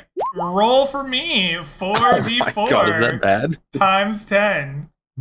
Oh, that's 100. That's exactly average. Look at that. 1144. Hey. He rolled, so now I got to roll. All right. Let's see here. What was what do the fighters roll? Fighters roll 5d4 times 10. Nick has it. Yep. All right. I will not be Roll. rolling since barbarians get 2d4 times 10. All right, I'm just gonna roll the 5d4 and then we'll times it by 10. Okay. Troll. If I don't roll good here, like I hate you forever. Payback for everything you've ever done to me. All right, that's wow. Wow. the dice like me. The dice like me. 170. 170 starting has gold. been I think tapping your into the family might trust be fund. rich. Okay, a character trait. I'm gonna put it in my flaws. I'm gonna put it in my flaws that I'm completely money hungry. Completely money hungry. I'm the stingy old man that won't like spend a dime of his money, right? You guys are gonna be fronting everything else. You guys are gonna be fronting everything. I ain't paying nothing. Okay, I'm gonna spend we'll see how that the goes. least amount of gold as possible in character creation too. All right. Feel free to check out the item listing in the player's handbook and pick out your starting equipment. You have 170 gold pieces to make that happen. Troll, you have 100. I don't think you heard him. He does not need to look at the table because he has 170 gold. In Right. his No, pocket. I mean, hey, he said he's going to spend as little as possible. So that does imply some purchasing. Okay, let's see. How much He's armor? just gonna go leather pick up armor? a stick up You know, on the looking at wilderness. these prices, all I can think is mistakes were made. It's fine. We've already done it. We're good. Troll, bear in mind with the armor evocation, you don't necessarily need leather armor. Oh, so I can just Yeah, wait, your is it AC something I have to could just cast be or is it something I 14. just have? Oh, I can just change that and I permanently have that, or what? Yeah, so the invocation says at will, whenever you feel like it, you can just have mage armor. So you could just have AC 14 for free. You know, using meta, someone said if someone casts silence on me, I will not have my weapon. So maybe I should have a little swordy poo on me. It's not a bad idea. Hey, backup weapons are cool, man. Okay. I need to see what a sword costs then. Like 5 gold, All right. maybe 20. Bradley, is It's there not bad. anything else that I can ask you mechanically for your character, or is it pretty well set up for the moment? I think I'm good. I think Okay. I'm good. I'm slow with filling out character sheets, Sure. but I'll get it all done. I I'm a little believe you. slow, but we're good. I think we're good. Feel free to ask me any mechanical questions you may have as you go. Yeah. I want to take a small break here, about 5 minutes. Let everybody get a chance to get some water, recharge their batteries, and maybe bio break if you need it. When I come back, I want to set aside the mechanical character creation if possible. And I want to talk about your families, the world that we're in, the relationships they have, and I want to kind of delve into that and flesh out the world that we're going to be playing in together. So that's going to be our plan. I will see you and Twitch chat in about 5 minutes, everybody. See you soon. And hello, Internet. Welcome back to our session 0 for the upcoming campaign Fellowship of Souls. On the first half of the break, we did a lot of character creation, getting the mechanics of our characters down, a little idea on our backstory. And for this second half, I want to talk about something a little bit different. So, you are going to be the 4 nobles of these noble houses that are being chosen to lead your people in the future. And so we need to know a little bit about your families and where they're from and what they do. So I have prepared a map here that you can see on the Roll20. Here I will put it on for the lovely Twitch chat. You can see that there are some names on it. For example, Daiho the Royal City is right here. This is where we will be starting our journey, where the Crown Prince will be assassinated and where you will be tasked to hunt them down. We will also see that there are some places like the Forgotten Isles, Iron Teeth, but there are also settlements and locations with no names whatsoever. What I want to do in this part of our session 0 is decide who your characters' families are, where they are in the world, and maybe put some names on the map, some locations that interest you or that you think are cool. This is the place to add lore to what I've created and make this our own game. And so I'm going to give the rest of you a chance to think about your characters, the history of their families, where they might be from. Think also about the relationships they may have with the other families. I'm going to first turn to Apollo Nick. You are playing Peter Rendell. I know you've had a chance to kind of think about this a lot. Yes. Here's our chance to dive into the deeper parts of your backs. Excuse me. Oh my goodness. I got the hiccups You're all of good. a sudden. Well, this is a chance to build into the deeper parts of your backstory and the world and make this kind of your own. So I want to talk to you about the House Rendell. What is it like, and what can you tell me about the nature of their rule and what they're known for? Yeah, so I think that they used to be a very militaristic focused house, especially as halflings in a very, given the demographic of our party, very human-centric world. I think that they had to be very strong to survive the conflict with the other houses back in the day. And I think when the kingdom was reunited, I think that there was a lot of encouragement to demilitarize all of the houses, I bet. And I think that House Rendell, part of my backstory is they have an oath to the royal family that they will provide their champion as a defender to the royal family, which I'll get into in a minute. But largely has demilitarized, and we as such get very stereotypical halfling culture where they their house and all of the communities that they lord over are very focused on developing culture. So there is making ales and spirits, there is making textiles, there's making paper so that we can have beautiful artwork and literature, and let's live life to the fullest type attitudes. Awesome.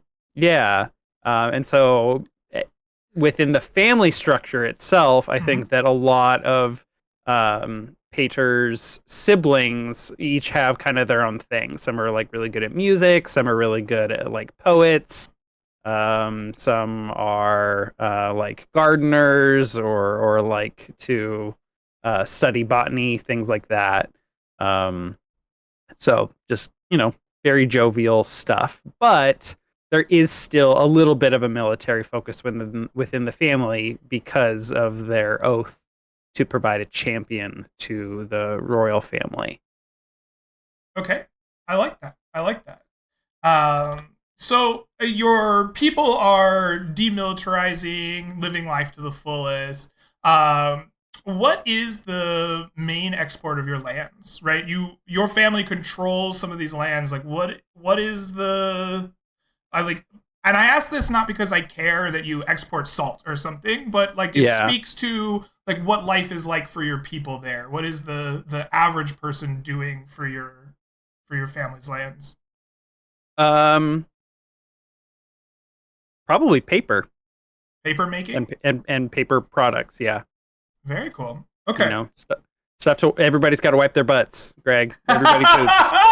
I was thinking books, and you went right to toilet. All right. Well, I said paper products, and then I was like, "Oh, why did I say it that way?" The TP capital of the world, coming from Daiho. It's definitely like scrolls, like paper for scroll making, for book making. Absolutely. Okay. Very cool.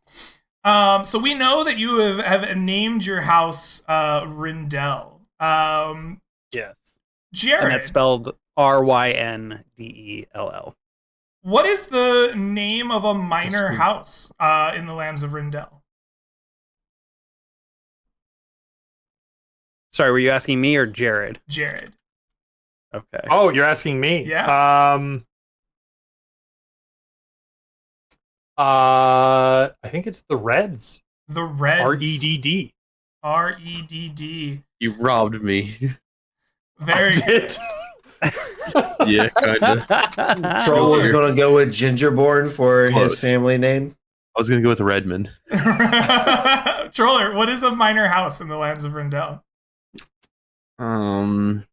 Fishers. The Fishers. All right. And Bradley. Let's go with man, I don't know. Let's go with High Pot. The High Pots. All right. Oh, those are definitely dwarves. So my question to you, Nick, is what is the relationship that Rindell has with these three minor houses? I think it's very positive. Mm-hmm. We're very communally focused and very good stewards of the land. Pater himself was chosen by his father to like be a knight and like enforce the land. So I think Pater's leadership in the house so far has been like protection. So anytime that there's been raiders or like any illegal activity, he rides out to go like protect the people. So he's a little bit of a folk hero, I would say, and I did consider that as a background option. Okay. Very cool. Yeah. When you are talking about raiders, is that the main threat to the lands of Rindell? Is like unaligned bandits and raiders from the outside? What is it that threatens the peace of House Rindell? Well, not knowing very much about what the like monster situation is in your world, that could certainly be a fit. I think this is your opportunity to tell me how much you would like the monsters to be a part of that, right? You can say, we have troll problems, or you could say, we don't really have monsters like that. I think I'm opening this up to allow you some input in that. Yeah, I actually really like the idea of a halfling barbarian just like leaping out at a 12-foot tall troll or something like that, and just like episode 2 and 3 Yodaing it. Wonderful. But I was imagining, I was thinking about taking a spot actually on the coast. So maybe it's a more aquatically natured creature, like let's just go with like weir selkies. Ooh, we're Selkies. I especially want like lunar imagery in there, since we are going like kind of an astrological route with some of our themes here. So every month there is weir selkie. Oh, very good. Yeah, it's off the coast. You have to defend your people from that. Awesome. Mm-hmm. Yeah. So I have a question to you about your land. Actually, specifically, not. You're a barbarian. You've traveled to a strange land. What is the land that you've traveled to outside of your own, and how is it strange? Can I go ahead and pick a spot on the map? Please, yeah. I would love to have you guys pick spots and start Okay. laying claim to it. Is anyone going to be upset if I take this particular settlement right here? All No, right. I just want the desert. Okay, perfect. It looks like you'll flourish there. Okay. It looks like a wonderful. It looks like never mind, because I couldn't think of your last name quick enough. So Rendell's, yeah, that's what it is. Never mind. Forget me. So our ancestral home here is called Camellia, which is also a flower that is symbolic of the moon, ironically. And I think that when I was a boy, can I insert that I grew up and was friends with the Crown Prince? Absolutely. I love it. Yes. Do you have a name for that character? The Crown Prince is going to be known as Lynn. So growing up, when Lynn would come visit, we would go to the coast occasionally, and we would look out at this island just off the coast to the northeast here. Not Iron Teeth, but we would see this little island and wonder like what was about it. And our parents told us just don't go to that island, don't worry about it, don't ask people about it. But when we were teens, we chartered a boat with some allowance money, and we rode out there. But the fishermen like would promise to take us like most of the way, but then we jumped out and swam the rest of the way. And when we visited the island, what was the prompt? So what was strange about it? What was strange about it? Yeah. Turns out I lived there. It was just another family's land. That's all. Ooh.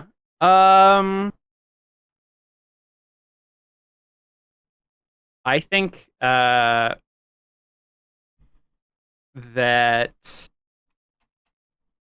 gravity was extremely dense there. Ooh, very cool. Okay. So as soon as we like got on the shore, we like kind of collapsed, both from our exhaustion from swimming, but also like just being weighed down, and we could barely move. And the fishing or the boat that we chartered, they like went back and got some people to come help save us. Very cool. So we really didn't get to see much of the island, but it was extremely strange. Very cool. We heard strange noises, especially at nighttime. Intense gravity and strange noises. That does sound like a weird place.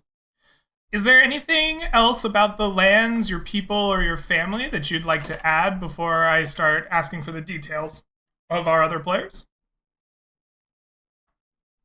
Not that I can think of right now. Okay, absolutely. Thanks.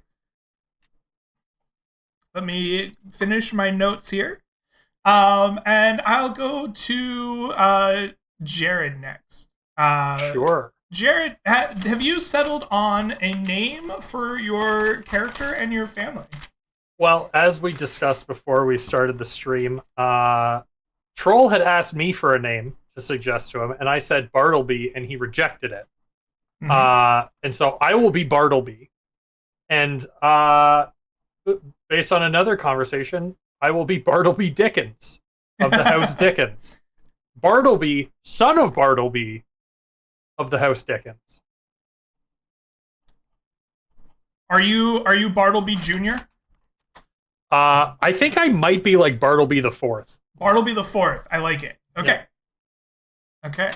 You know, I'm even gonna put the 4 in my character sheet name. Bartleby Dickens the Fourth. That is a noble name if I have ever heard one myself. All right. So what can you tell me about House Dickens? Like, what is the relationship like between, or not? We'll get to relationships. What is House Dickens like in nature and in rule? Well, we talked about it a little bit as I was deciding on class and stuff. So the Dickens house rose to prominence multiple generations ago when fighting the last upstart of soul magic and issues with undead. They were awarded, maybe they were already minor nobles at that point, but their specialization at the time rose them to prominence. And their connection to strange astrological things as well led them to being given an ancient primordial site as part of their lands. And so I'm thinking one of these southern islands beneath the island where the royal city is, because the problem is once they rose to prominence and the fear of this magic coming back kind of took hold, they were a large part of the court for a long time.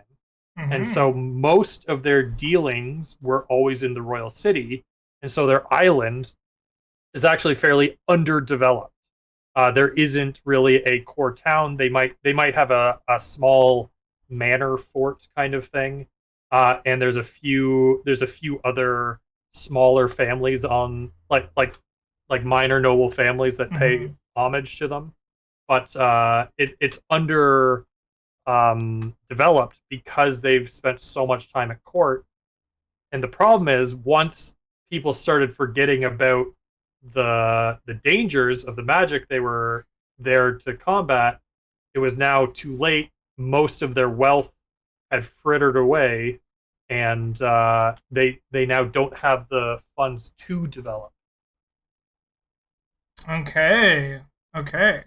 So you're a royal family in lineage and in like history, but your like funds and maybe your ability to impact the world, like your clout, maybe is lessening. Is that what I'm hearing?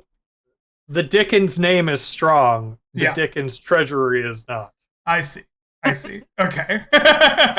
Dickens treasury is a little bit on the low side. Okay. Yeah. I might be wearing fancy clothes that belonged to my grandfather. I see. But the thing is, it's all like kind of vestmenty, because the other thing I've been thinking of with my family is that I think maybe at one point more of my family were druids, but over time they've gone over to being more clerics and Circle of Twilight clerics. And so it's weird that I made even though I'm the golden child of the family, I made this contact with the more primordial roots of our power instead of through just ritual. I like that. So you're like tapping into the like fountain of the powers that the rest of your family kind of pay lip service to. I like that. Son, I'm entrusting the future of our house to you. You're going to lead our people into a golden age, All right, I'm gonna do that by digging even more into this magic shit that has not helped us be very affluent. Look, we've got two things: a name and magic. All right. I have a similar question to you that I did for the lands of Reynolds. What do your people do? I don't really care so much about your economic export, but like, what is it in a way that we can get insight into the kind of like everyday life of your people? So I think there's two things going on. The first one is that it's an island community, so there's probably a lot of fisher people and people who support that industry. That's kind of the ongoing day to day of the small villages that are around. But I think there's a second group on the island which are dedicated to kind of older. In different settings, it would be the green faith or just older deities. They pay homage to this, and this goes to the weirdness of the land. I think there's some sort of primordial druidic site on this island, and its use has been lost to time. But it was important to the eradication of the evil magics at one point. That's why my family was entrusted with it. So there's kind of the average people, and then there's people who are still following these older faiths on the island, and that's our tourism industry. Maybe there's people from. So do people come and see this primordial site, or do you keep people out and away from it? I think it's not actually a tourism thing, but that's our main source of people coming to the island. Like that's our only growth is like people coming because they've had a mysterious dream or something that brought them to the island. Oh, very cool. It's not that common, but when some random guy comes in on the tide and is like, "Hey, I had a dream," people are like, "All right, walk east." You'll find some more people who had the same dream. Yeah. Let's compare notes. Your primary export is rumors. Yeah. All right. What is the name of this site that played a role in like the extermination of this old magic? Oh, it's gonna be the something circle. What is the circle made of, you might ask? Is it trees? Is it stones? Is it standing stones? Is it something more interesting than that? Oil. It's oil? It's oil. Yeah. A circle Turns of out- oil? Or Turns it's some sort of like black liquid that seeps up out of the ground. I don't know. Just a pitch. Pitch black? Oh, Or just the ring of pitch black, sponsored by tar Mountain pits. Dew. It's a tar pits. Okay. That's what it is. It's a primordial druidic site that is a tar pits, and so every once in a while, weird bones come floating up out of it from ancient creatures. Excellent. Does it have a name? It. Just it. No, that was me starting a sentence and not finishing. I think that's probably what they call it in common parlance. They just say it's over there. I think it probably has a druidic term, like a proper name that most people don't know of, but it works. Does anyone else have an idea for what this might be named? This primordial oozing pit that is important to us in some way? I actually really like the idea of it not being named to add to the mystique The to draw unnamed people. pits. Yeah, right. to draw people in. Yeah. Okay. Or Shadow Spawn, The Shadow Spawn pits. Okay. because they're bones that come up. You don't know how. I mean, it's just whatever. Unknown. How do you feel about being unnamed versus the Shadow Spawn pits? Shadow Spawn Pits is a lot more. It's gonna be evil than I know. It's being used, or it was used to combat this evil stuff in the past. So I don't know if Shadow Spawn. Okay. That sounds like the bad guy place. Just like, Okay. I don't know. Okay. Sauron probably had a shadow pit. Sounds Or good. shadow. Well, I will tell you this. I will either leave it unnamed or as a small pitch here, there's a post on my Patreon where this map is up there. And I have said if you patrons would like to pitch names, I might take them and put them on here for places and locations. This could be something that a patron gets to name. That's fantastic. I would even open it up. I think House Dickens inherited the one like functional fort on this island. And so if they want to name the fort as well. Okay. Absolutely. That is up for grabs if you would like. Patrons. Awesome. So, Apollo Nick, what is a minor house in the lands of Dickens? I think it's probably a group of islanders called the Payas. The Payas. Payas. Yes. Or I guess a singular. There it would be House Paya. House Paya. They are the Payas. Yes. Does the patriarch go by Papa Paya? Yes. Yes. Papa Paya. Bradley, what is a minor house in the lands of Dickens? I wanna. This is probably this might be too much, Greg. All right, so you know how in Game of Thrones, like you got like the Starks, right, and then you got the Cast Starks, and like the Cast Starks name is like kind of derived from the Starks. Yes. I see where this is going. Jared, what was your name again? Dickens? Is that the name of Yep. the family's house? What do we think about the Great Icks? I think that might be a little bit Little too raunchy. much. Yeah, I think we want to Okay, steer away okay. from like Okay. overt dick references. Bradley, I love it. I just Okay. want to let you know that. All right, let's go with House Pater. Peter. Excellent. That is the first name of one of Nick's character. I guess Troll. I was named after them. Maybe We'll go House Vescue, Vescue. Ooh. which is like the annoying plant in England. Beautiful. House of Vescue. Hey, let's change Pater as the naming kind of Okay. what issues were pointed out instead of a Pater, Vader, like the Vader, like okay. the '90s wrestler. House Yeah, of Vader. yeah.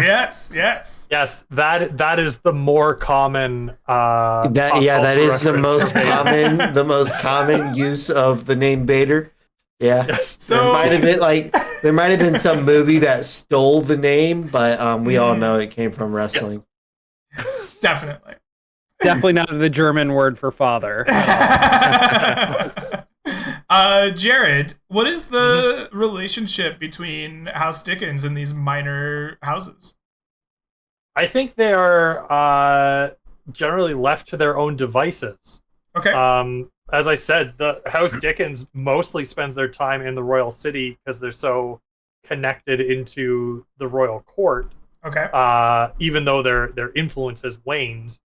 But I think, as all Dickens must, Bartleby certainly grew up part of his time on the island, and he, I think, some of the reason he has leaned druidic instead of this cleric is that he has a paramour in the Payas, and she is one of the followers of the old faith, and so I think he has been influenced by her, and we're talking like classic like witch druid, like she's real into it. She's the goth girl of What's her name? of the noble. Paya, something Paya. Please let it be Mama Paya. No. Her father's title is Papa Paya. We're not going. What is her name? I think she's affected a name probably. Let's give me a second to Sure. find a name that she's taken for herself as she's gone deeper and deeper into this goth druid phase. Mm-hmm. Okay, let's see. I think she Beyonce. We're gonna go with Tay Tay. I'm thinking either Karasu, which is crow in Japanese, Karasu. or what was the other one? Corbeau, which is crow in French. Karasu, I guess. Makes Karasu. sense. Karasu Paya.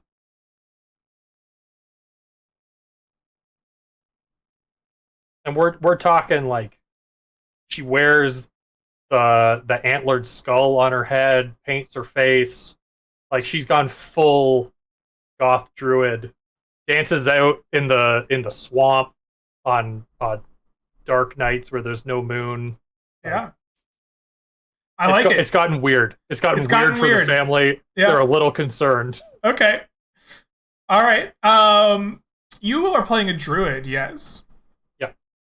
You have visited a land that is not your homeland. What is it, and how is it beautiful? What land have I visited?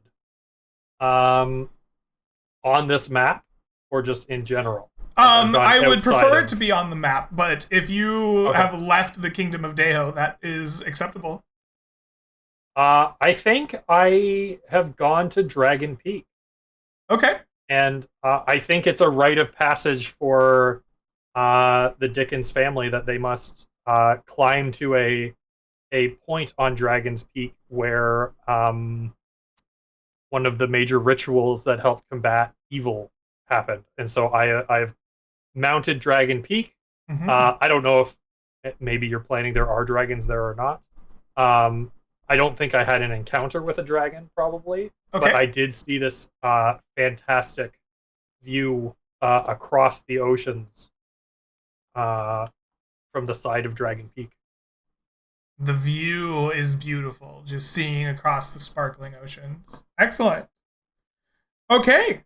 Is there anything else about your family or its lands that you would like to add? Well, we've got some families. I have a specific connection back home. I've got a weird place. I've explained my my background. I've explained my class. I think the only other thing is just figuring out what my place or what my family's place in the court is. What kind of court are we talking about? This court, let's see. The royal court in Daiho would be probably advisory to the like king or queen, like the royal who is presently in charge. The royal advisory is probably like an attendant from each of the families is present, but there's probably like specific roles that are given that have weight to them. And your family doesn't just have the, like, hey, this is the Dickens family representative of the court. There's also the Inquisitor, maybe? Like, you're, like, the Grand Inquisitor has, like, a specific title and is in charge of the, like magics, or perhaps you are like a sorceress, very specifically like a sorceress advisor, right? Like in the ways of magic, like you are the you know, every good royal court has a sorcerer on it, right? You're the royal sorcerer. What do you so- think about so- that? My family have served in the position, but where once there was maybe part of the evil that happened generations ago was that the royal sorcerer at the time was behind it all. Oh. I want to say Mufasa. That's not the right character. From Aladdin. What's his name? Jafar. Jafar. It was a whole Jafar situation, right? And so my family, as druids and now clerics, upended Jafar's attempt at rebellion and such, and his coup attempt. And so my family, having magical powers, was placed in his place of honor. But like I said, we've lost influence, Right. as those dangers have been forgotten. In that case, I think I probably grew up around, at least some of the time, Pater and Lynn. Okay. And I think because I'm a blessed golden child with hot stats, I probably didn't like Lynn. Like Okay. if Pater was the friend, if not best friend, I was probably an antagonistic. We didn't get along. Okay, I like that. That's a great note. So I want to name this position. I'm gonna call this position in Korean in a Korean show that I'm watching, the like sorceress advisor was called the Gwonju. Would you be interested in your family holding the title of Gwonju? Sure, Okay. works for me.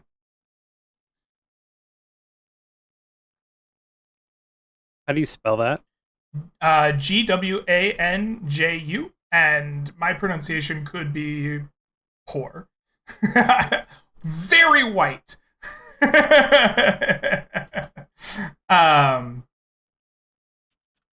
So you did not get along with him. Perfect. All right. Troll, are you prepared to talk about your family, or would you like to be the very last? Mini Christmas. I couldn't figure out which one I had myself muted on. I thought it was Discord, but then it was my mic. Then I had them both muted. Whatever. It's over. Yes, I'm prepared. All right, excellent. So, Troll, have you thought of a name for your character and for your house? I'm going to be Theodore Redman. Theodore Redman. Teddy for short. All right, Theodore Redman. Teddy for short. Tell. Yes, Jared. I'm just thinking Teddy Ruxpin. You missed me. I'm sorry. So describe to me the Redman family, what they are like in nature and in rule. I would say that they're very much trying to fit the persona of nobility. That it turns out that from long ago they were actually so what I got thought in my head, okay, is just follow me down my rabbit hole, okay?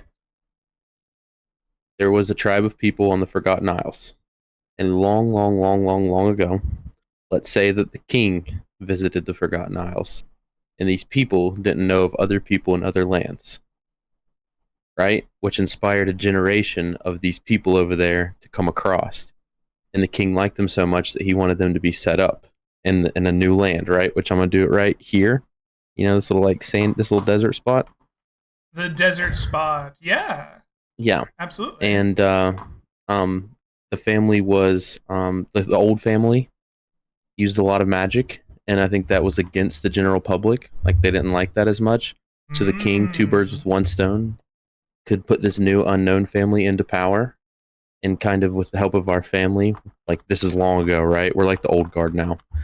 Overthrew them by killing them off, right? Like got the public turned against them, and they kind of genocided the old family, and our family got set in, you know, in place, and we've just kind of been playing the role for 1,000 years, or however long this world is. Oh, very interesting. We've just been playing the role, and I would say that the father of the family right now, the head of the family, is just doing what he was taught. He's just, the shining knight that takes care of the land and does exactly what he was taught to do, doesn't deviate. Uh-huh. And yeah, I guess that's kind of what we're like. Okay, yeah. Just your very typical noble, upstanding family that tries to have a good appearance. I like that.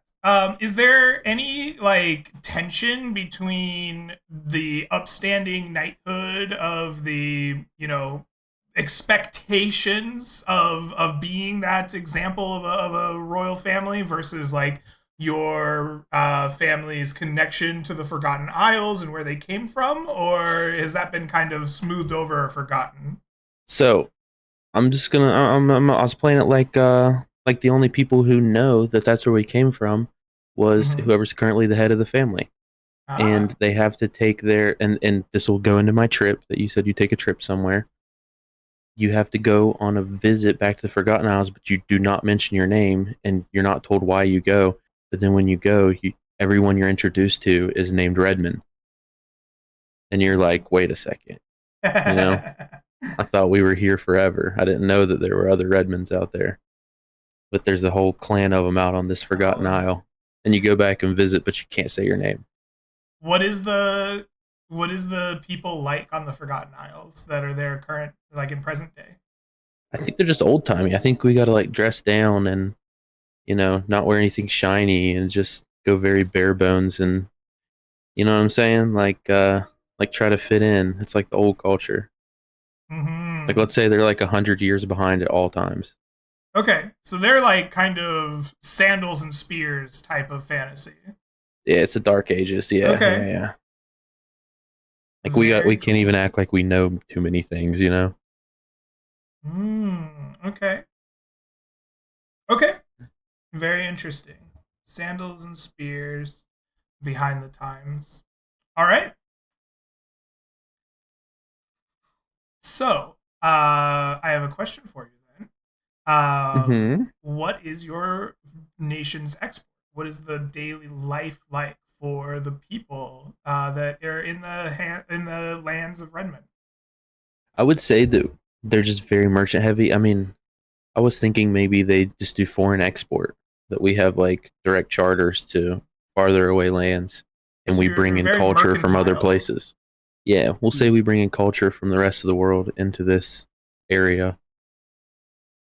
What is it about the sands here that make it prime for trading? You got me there. I just really thought of that. That's kind of sprung that one on me. Does it have to do with the tides? Maybe it's just like ships kind of need to come around this part of the island for whatever reason. Is there something that makes it difficult to come to the like northeastern side of Deho? Well, the north looks like it's snowy, so maybe there's like icebergs up there. Okay. And maybe we were the first point of contact. Maybe the rest of the world's like out this way, right? Like it's like so the you first trade spot outside of the kingdom of Deho. Yeah, that's what I'm saying. Yeah, we bring okay. in. Like So we're the trendsetters. Okay. You might be real wealthy. Yeah, your family might have a lot of wealth. Maybe. Very cool.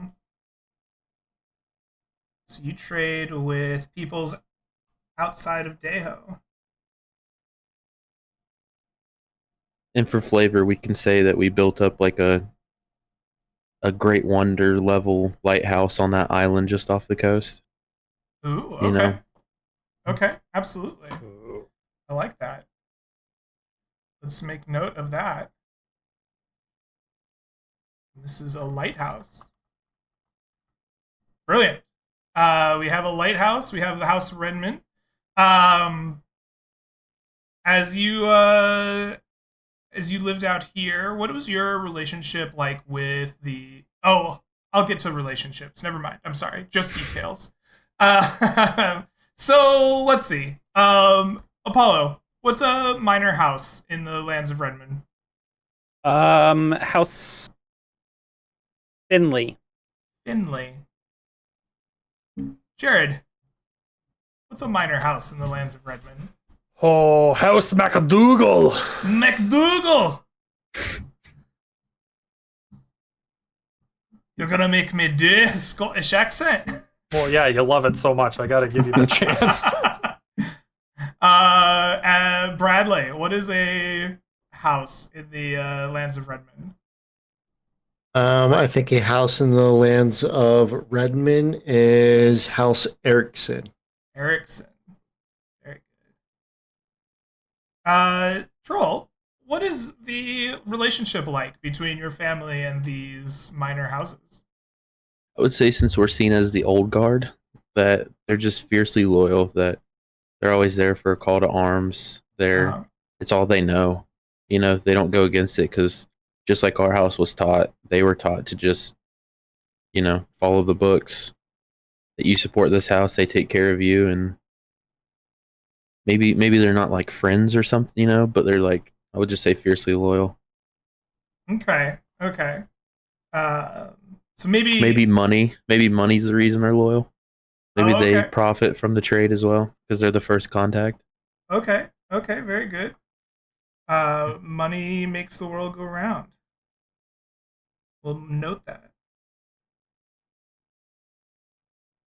Beautiful. Okay. You are playing a warlock. Uh, Mr. Warlock, you have been to a place of power. What kind of rituals are held there?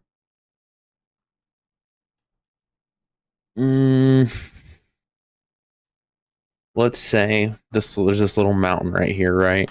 This little mountain, and Okay. there's a path to it, right? Uh-huh. And there are. I'm kind of I started going the Skyrim method. Hold on. There's like a popular pilgrimage place where there's a couple of strong wizards at the top, but they are on that mountain because The Greybeards. The Greybeards are there technically, kind of, yeah. But they harness the power of the sun for their magics, maybe. So they're high up.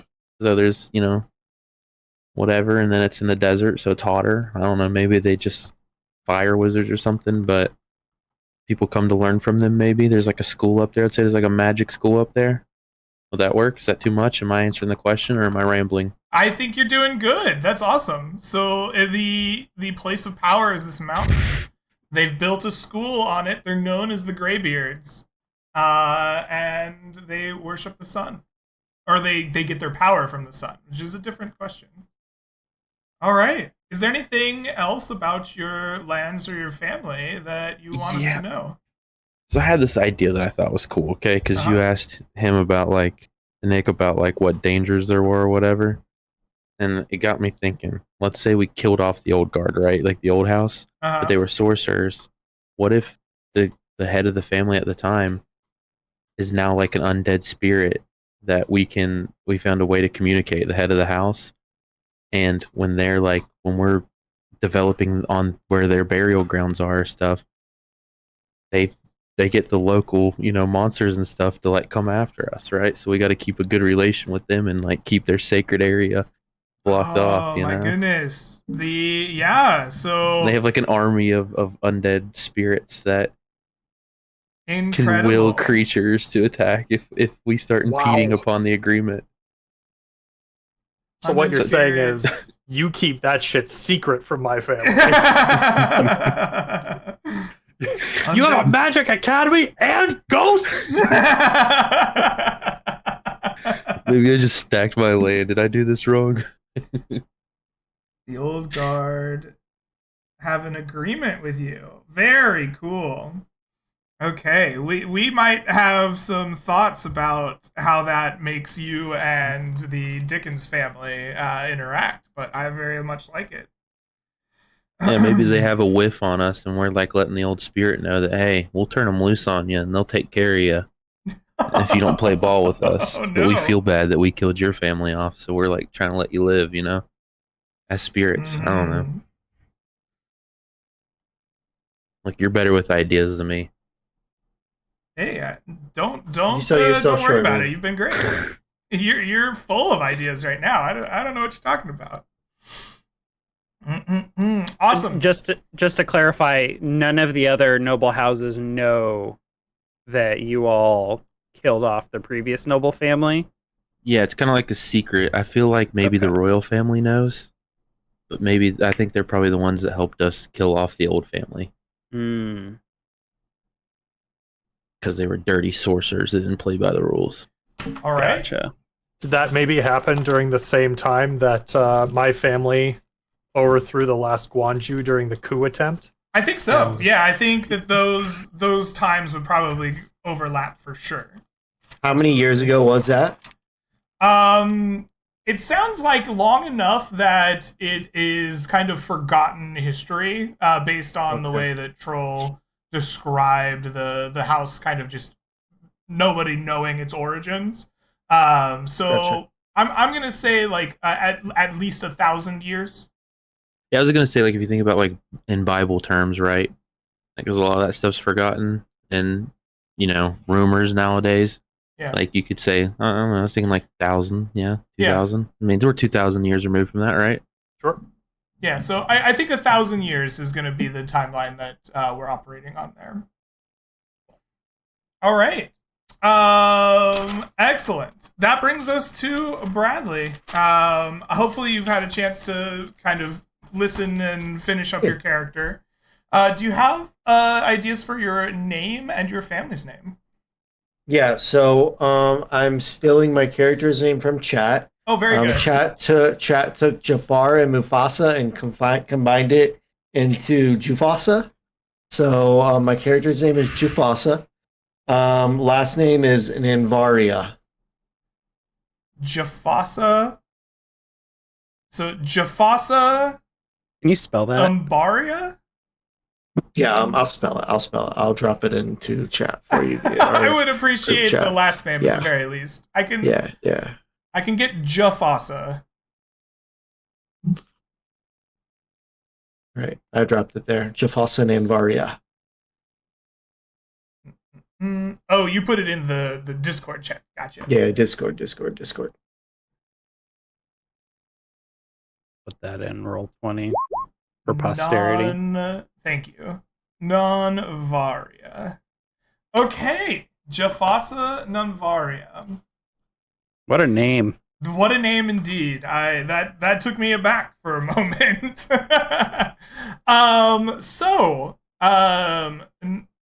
Tell me a little bit about the House Nanvaria. What are they like in terms of rule and in nature? Yeah, so like Nick's family is this like ex-military family, right? And they've demilitarized, right? I think we're the complete opposite. I think we are the most militaristic family out of like the major noble families, right? When I look around the map, the Iron Teeth place Absolutely. jumps out to me. So maybe we're from the settlement there. So yeah, Yeah, very absolutely. militaristic. I like that. And in what ways are your families militaristic? I think my family is probably responsible for like training and overseeing the kind of like the royal military, maybe. Mhm. So maybe not my character directly, obviously not, but some people within the family would have responsibilities with that. Okay, excellent. So you oversee the like training of knights and for the royal family. I like that very much. I think the relationship with the other noble houses kind of in the area is probably not a good one because we probably like weigh on them very hard on enlisting people into the royal military. So send your sons, send your daughters. We're going to turn them into knights. Oh, okay. So there's a kind of antagonistic relationship between like the minor houses that are underneath your rule a little. Yeah, yeah, we're not well liked at all. Not well liked. Okay. Don't you dare land on our coasts. Yeah. Are you isolationist? Like, is the Iron Teeth like very much like I no like one that. gets to come here? I like that. There probably definitely are a lot more isolationists than than like other places you go. More of a not a fun place to be. Hard life, hard time. Maybe low resources as well.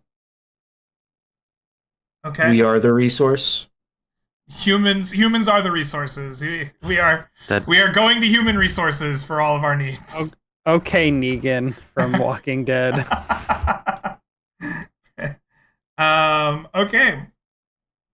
Isolationist in nature. That is great information. Apollo, what is the name of a minor house in this land? The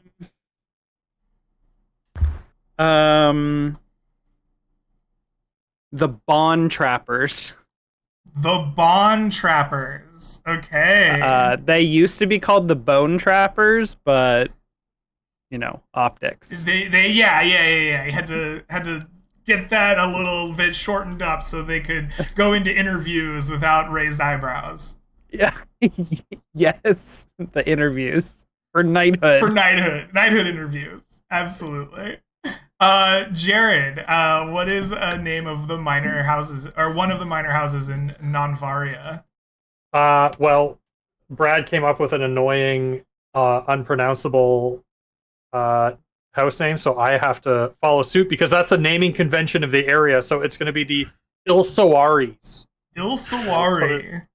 Ilsoari. I can't wait to ruin it. Ilsoari.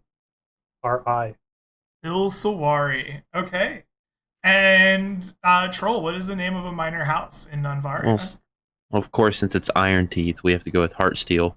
Heartsteel. Oh, very good. Oh. All right. We already know that there's a fairly antagonistic relationship here between your group and the like minor houses. As you as you are playing a fighter and a sorcerer, would you like a question based on being a fighter or based on your magical prowess? Let's do the magical prowess. Okay, absolutely. So you are playing a sorcerer. I would like to know, you the land you live in is special. What about it is special? Interesting. Hmm.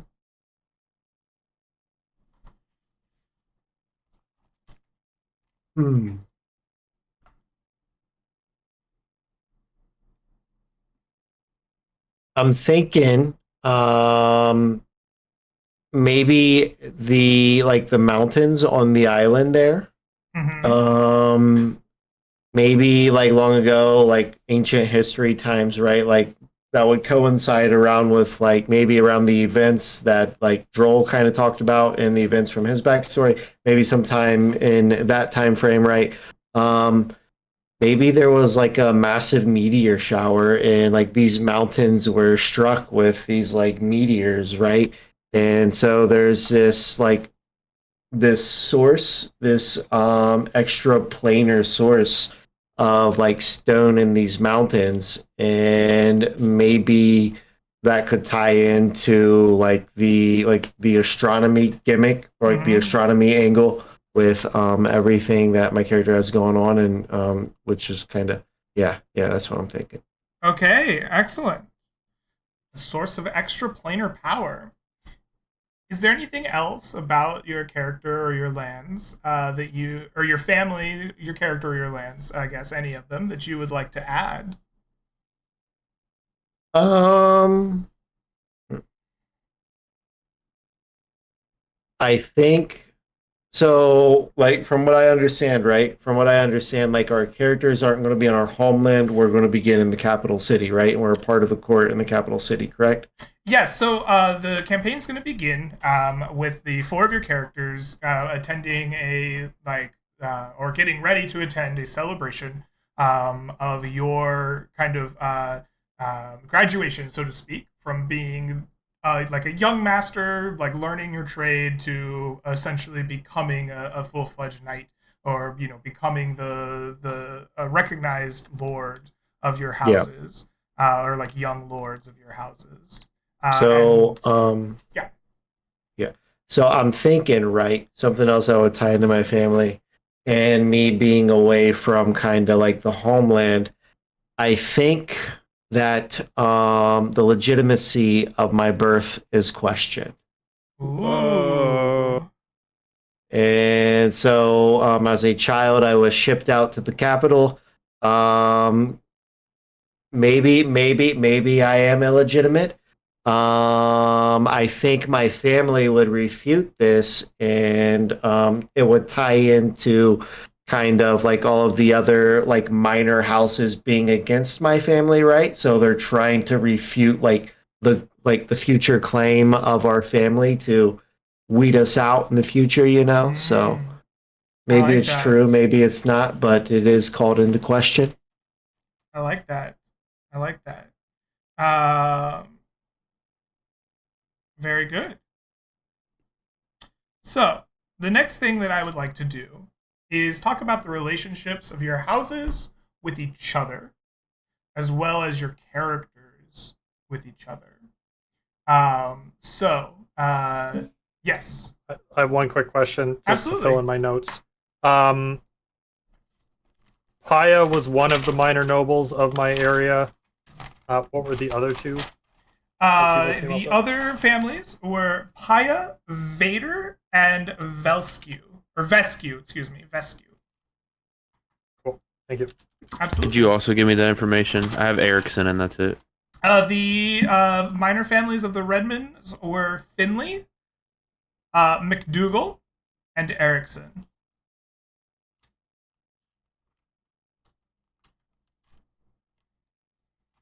All right. So, I want to know how your houses interact with each other. I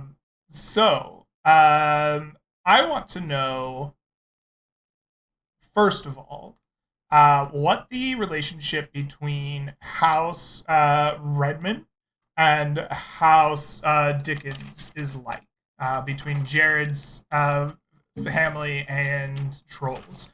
Because there's some interesting secrets about undead spirits. So, what if anything do the Dickens know about this, and what is the relationship between you two like? I would think it would, if it's known, like if that undead stuff is known, it would be antagonistic. Uh huh. But I don't know. Are the ghost Or issues known publicly? Mm-hmm. or we found out about your issues, and then we have so much money that we brought in someone from your family to try to help us with our ghostly issues, and we have a mercantile pact. Maybe you're the ones that allow us to communicate with ours, Hmm. and we pay you for the service. Ooh. Ooh. So the current Guanju is keeping the Dickens family afloat by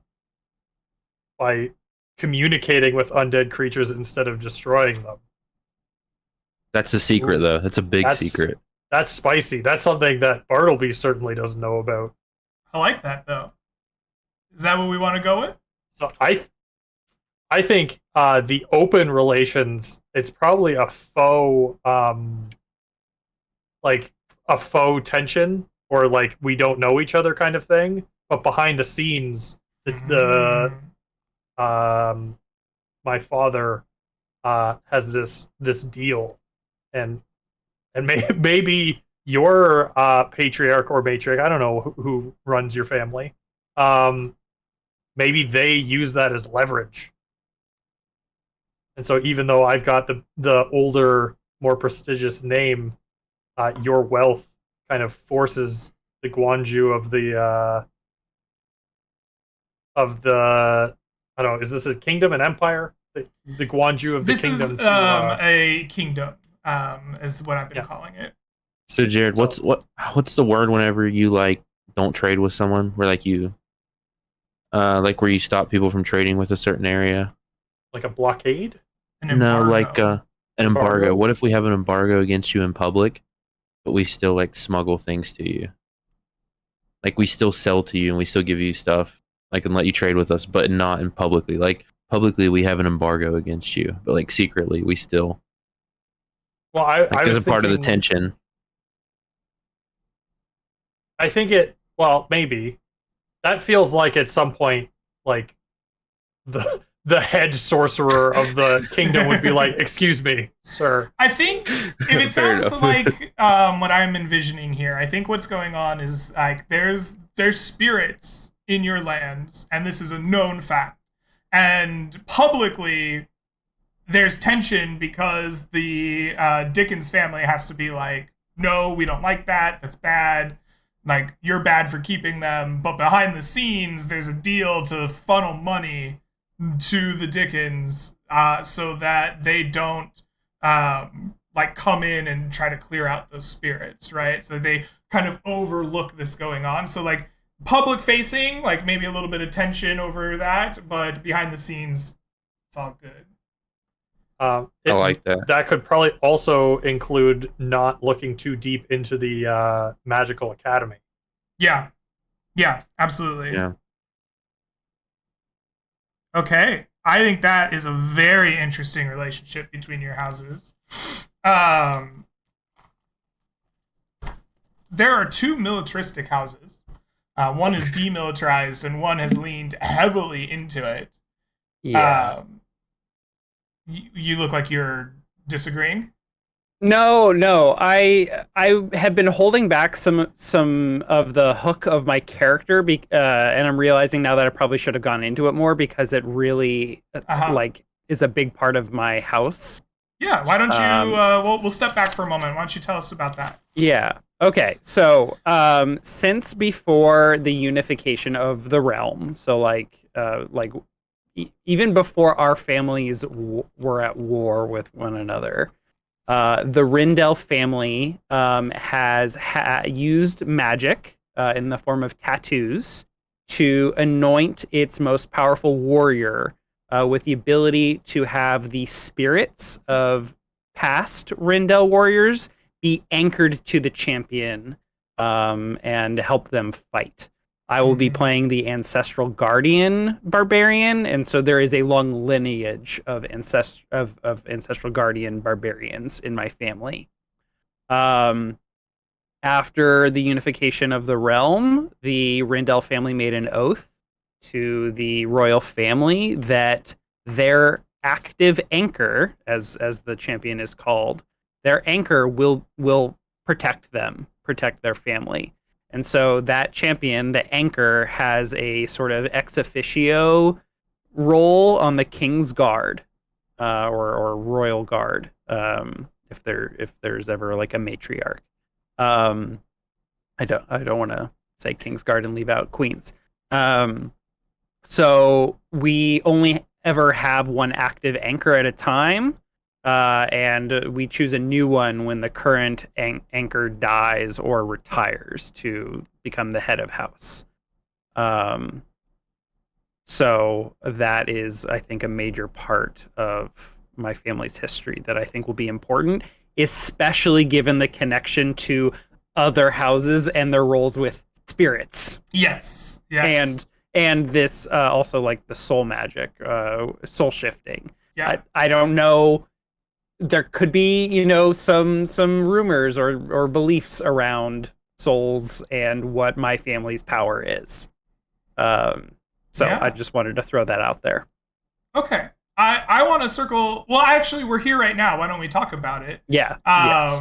What is the feelings between House Rindell and House uh not Bartleby, House Dickens, over the anchor? Like, how does this play out in public, and or behind the scenes?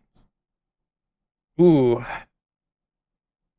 I think that really depends. Using their kind of like inquisitorial authority, have the Dickens family ever made any claims about the Rindell's ability to like harbor and keep their ancestors' spirits around? Well, I guess that depends. How long has this been going? Like, if this maybe even predates that old coup, and so Yes. your family is as old as ours is, and like fought using these beneficent spirits or whatever. Um, so it like maybe at right after the coup, when my family got installed into power, they looked into it, kind of thing, and it was decided, no, this is a very specific beneficial like positive forces thing, not a negative undead forces thing. And Mhm. so um the surprisingly there's almost no tension Yeah. because Yeah, we're great friends. They're both wonderful. Love well, those I think Dickens. our families are great friends, but remember, I didn't like Lynn, the crown prince, Oh and yeah, your you friends. yeah. You and I have beef, but Yeah, in terms of our families, we get along great, which I yeah. think will make our relationship really interesting. Mhm. Okay, so you have been essentially investigated in the past, and you passed the test with flying colors, and so maybe you guys are like allies even amongst the Hmm. houses, like your families are. That you have an understanding about the spirits together, and so you present a kind of unified front on that angle. I think that's pretty cool. Very, very cool. Uh, do, do. I love that. Your dad likes my dad, and we would So go on summer retreats together, but fuck you, man. I hate you. I like that. So Bradley. We were friends as toddlers, and then I just kept growing. Bradley, Well, your house, you say it's not well liked. Mhm. Um, which house do you have the best relationship with? And which house are you like in a rivalry with? Like, where is your house's like Yeah. like most formidable like rival? So, I think the house that probably like kind of like leaps out to me is like makes me like ask like what's the relationship like here would be like my house's relationship with Nick's house's relationship, or what am I using? My house's relationship with Nick's house, right?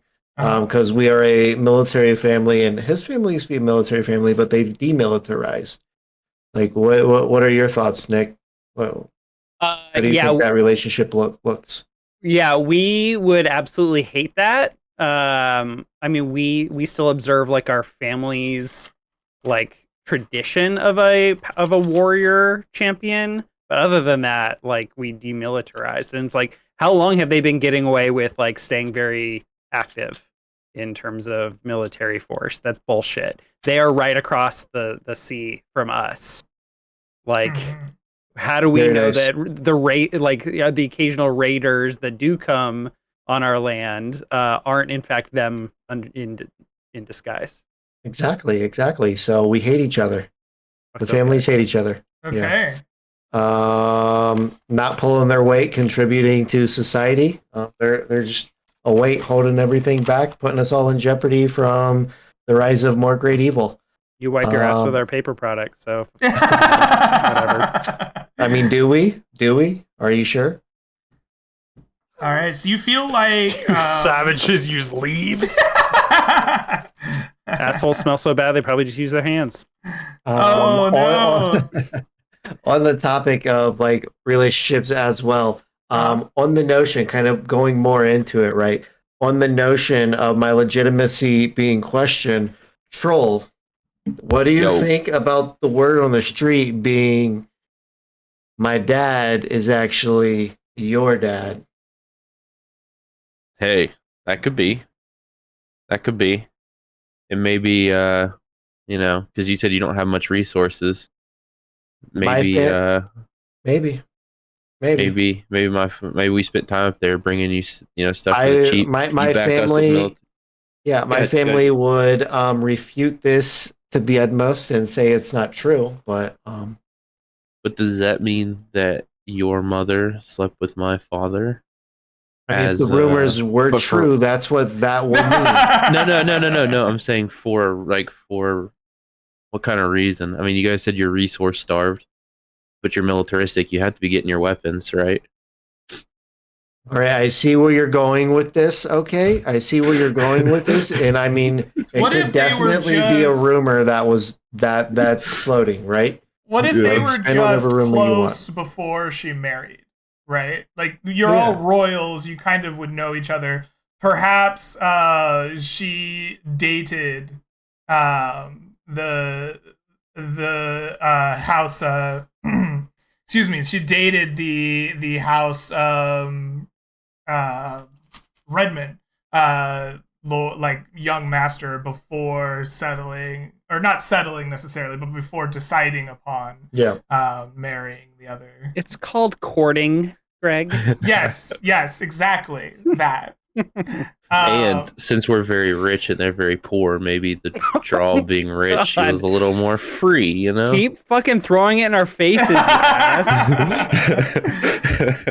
All right, so I think that what I'm hearing is you have an antagonistic relationship with the House Reynald over military force and using it appropriately, pulling your weight, and then you have like a closer relationship with the House Redmond.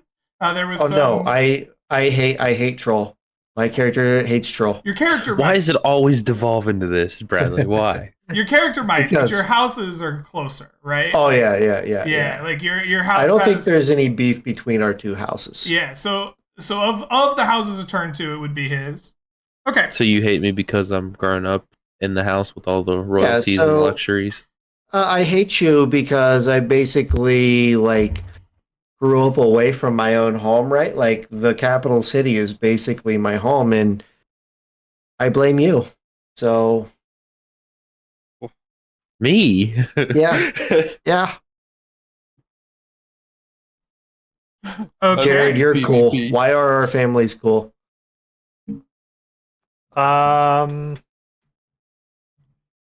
Your family doesn't do anything magical, right? I mean, we got the moon stuff, but that's like on the DL, and it ain't been in operation since my granddad. So What's there to like? And also, I already decided, I told chat, I decided I hate the fire wizard. So I'll definitely be anti magic with you, but then I'll be doing my own magic on the side. But I'll definitely be anti magic with you.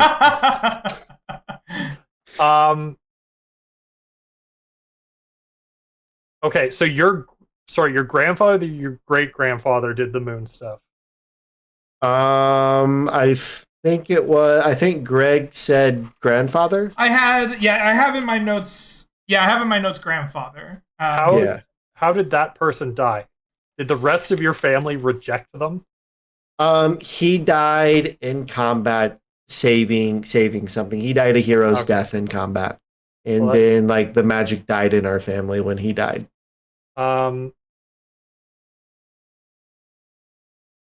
The day. I don't know the why. magic Like, you don't necessarily have to have a close relationship with every house. Maybe this is just one that's a work in progress. Maybe there's Yeah, I don't. positives and negatives to both sides here. Well, I think if there was a bloodline of magic at one point, it was highly scrutinized Uh-huh. in the past. but when the magic disappeared with the death of the grandfather and it didn't reappear in his children, it that friction probably went away over time, and now apparently my father is bribable, so he's probably also not paying strict attention to things that he. Time to go check the offspring of like the third generation removed of that guy who had magic. So it's probably you've slipped by the attentions, and so House Nanvaria is kind of no connection to House Dickens that is remembered in recent memory. Okay.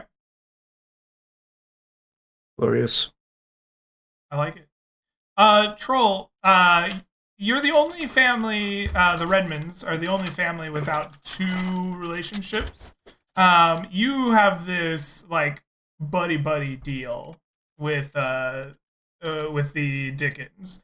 Tell me, which house do you consider your rival? What are the Redmonds rival with? Let's say the paper makers. Well, Okay. I was thinking the paper makers because they're also, merchants. It sounds like they have a product. Maybe we tried to push it and they wouldn't let us. Is it a friendly rivalry? Is it like who's gonna make more? It's like money? Who's we really want to screw them over financially, but we have their back. Like, is it a friendly rivalry? Or is it like I will do anything to burn down their paper mills? It's like when we show up to their home city, we come in the most elegant, elaborate ship with the fanciest banners and the nicest clothes. Yes. It's a rivalry of showmanship. Of who's being more successful. When we show up on our ship, it's like we're driving a gold bar. Oh, we need to have a fashion corner where either later today or next week where we describe what our characters are wearing. Absolutely. Okay, so the Redmonds are in a rivalry of success with Reynald. I kind of feel like it's probably hard for the Redmonds to have rivals because maybe you need us. Yes. Well, yeah. Probably because we make a surplus more than the kingdom needs. Mm-hmm. And so selling it through exporting is super profitable. But you're mad that you're not making the full amount, and we're getting a discount and getting rich. Yeah, and you need us because you get a lot of your exports that you move through us, and if we just chose to stop, that would hurt us both. I mean, it would just hurt us both. Yep. You're good allies, like in trade, but also rivalry in like how that trade is done. Is that what I'm we're hearing? both demilitarized, so it's not like there's a big a big threat of war or something between the houses. No. It's like, we're just like petty. Yeah. I mean, yeah, send your ships, come pick up the stuff, watch out for those Nanvarians. They might try and pirate you. But once we load up our stuff onto your boats, it's all on you. I like it. So, yes. With so the whole like rating thing is something that Nick's mentioned a couple times. So can we get it like established in the mix of like the lore officially that there are Viking-esque raiders that kind of come down from the like Iron Teeth Island, right? Sure. Yeah. Not necessarily like as like representatives of like any like royal or any noble family. Obviously, it's a problem that we have had to deal with. There's a problem of Vikings. There's a problem. Yeah. There are Vikings on the Iron Teeth. Like on the backside of the mountain.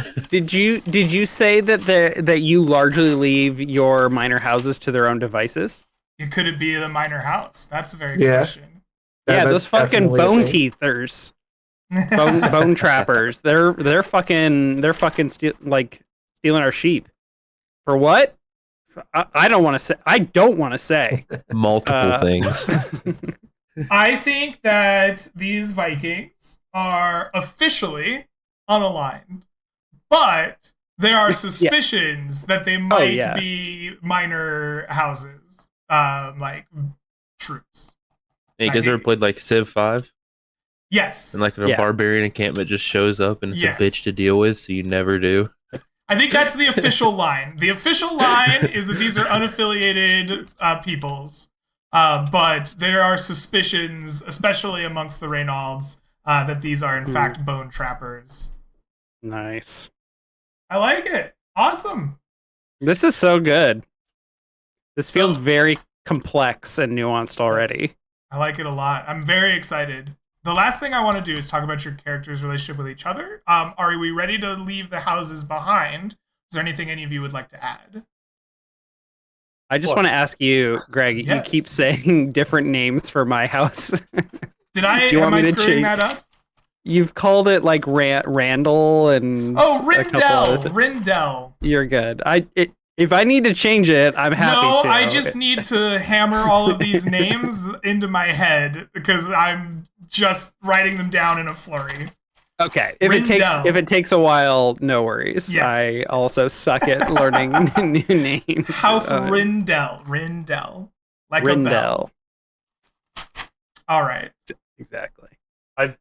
I'm just letting you know, I can just keep going and going, but you can look at my character sheet at some point. I've got a minor family tree going on. Oh, beautiful! That is awesome. Like I've got multiple siblings. I fleshed out the Payas a little bit just because I needed to mark down that he was called Papa Paya. Jesus. Where is this at, Jared? It's in my character sheet under the bio area. It's Papa Paulson Paya, and then he's married to Pennydale Paya, and their first daughter is Paisley, who has taken on the name Karasu Paya, and then there's going to be other children that are under her. That's amazing. Very good stuff. Very good stuff. I like it. All right. If you are ready to leave the houses behind, I'm very interested to know how your characters interact with each other. And so I'm going to go around and ask a couple of questions to each of you.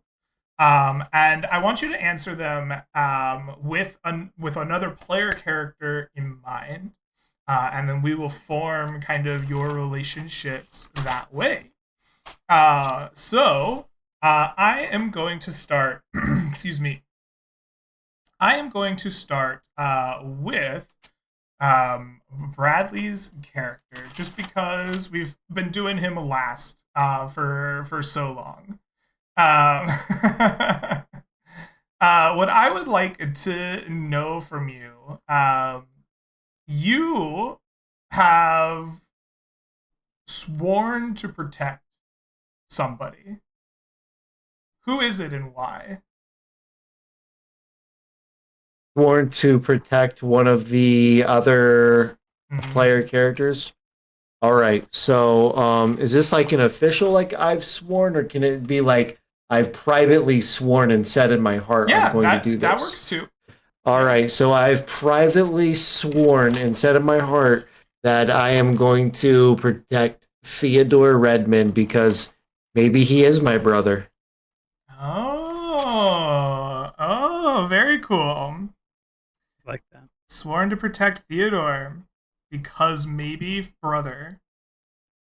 But I'm still going to be a total D-bag to him. Of course, he could be your brother. This is literally the dynamic every time. There's always freaking tension between us. All of us. Wow, this sounds really complex. You. Oh, not this again. Okay, very cool. You should hear, dude. He's tried PvP on me several times in Jared's game, and I actually was gonna cut his hand off the last time we played. You threatened to kill me a couple times, so like I think Mo had to talk you down. So, Bradley, you have heard an untrue rumor about one of the player characters. Who is it, and what was the rumor? Oh my god. Okay, Nick, Jared, I need both of you guys to pick a number 1 through 10. 7. 6. 7. All right, the number was 10. Jared, I heard this rumor, okay? And hearing this rumor, I stay as far away from you as I can. The word on the street is you've gotten a few diseases, and it's God. best to stay clear. You don't want to get infected. All right. You have heard the untrue rumor that Bartleby has contracted disease and will stay clear of him if possible. Where do I put this on my character sheet? Scabies. Okay. Apollo. Nick, Yes. you have a question for as well. Who here nearly got you killed and how? Oh boy. It's got to be the obvious answer, right? Sure. Oh, maybe it's not. Okay. So we said growing up that Bartleby was a total bully to Lynn. Mm-hmm.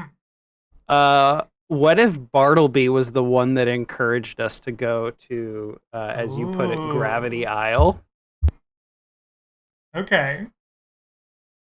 I just named it that, so I knew what it was. Yeah. Feel free if you would like to give it a different name or think on it. I'm going to make names and things and kind of flesh out the map after this session, so it's still very much nameable. Yeah. Yeah, I think Bartleby was the one who encouraged us to go to the island. And in fact, when the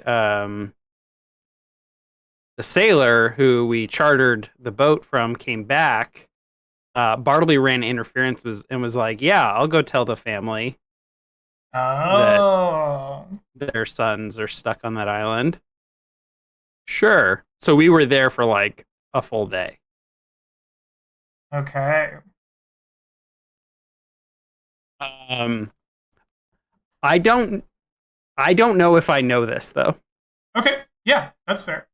Are you okay with that, Jared? I'm just trying to think of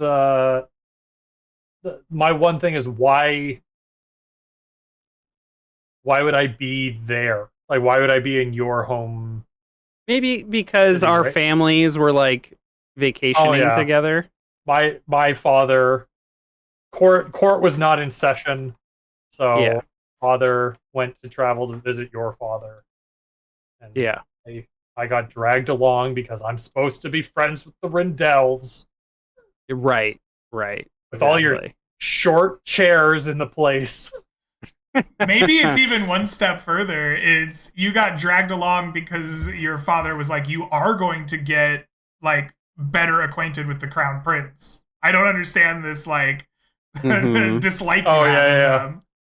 So he brought you with the crown prince to the vacation That's spot. fair. This opens up a question for me. What age range are we going for here? Because we're talking about our You're our graduating characters are into about to be- knighthood, so you're going to be coming of age 17, 18, 19, that range. Okay. Can I petition for a name for Gravity Isle? Yeah? What do you think? Can we name it Drop Top Isle? Drop top. Yeah, because it's heavier gravity, so you I drop, thought you were but then naming it's it on the high end. after the beer, but yeah. Well, look, it's a triple entendre actually, but wait, is Drop Top a beer? I thought Shock Top was a beer. No, Shock Top is for sure. Shock Top is for sure a beer.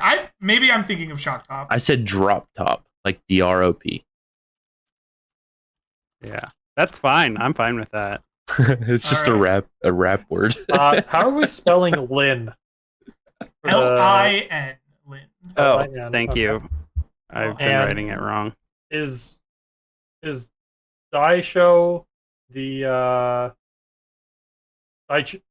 Daiho Is that the how I name of the decided royal to family as name- well? To say it. Yes. So the city is named after the family. It is. It Okay. is the The Lin Daiho. yes. Just as a quick correction, since I know you said you're gonna update the map, Uh-huh. Camellia has an E after the M. Oh, okay. Absolutely. Let me make that correction so that I will remember.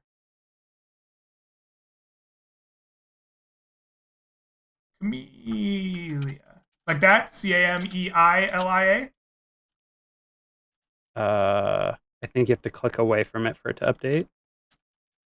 There. Ellia.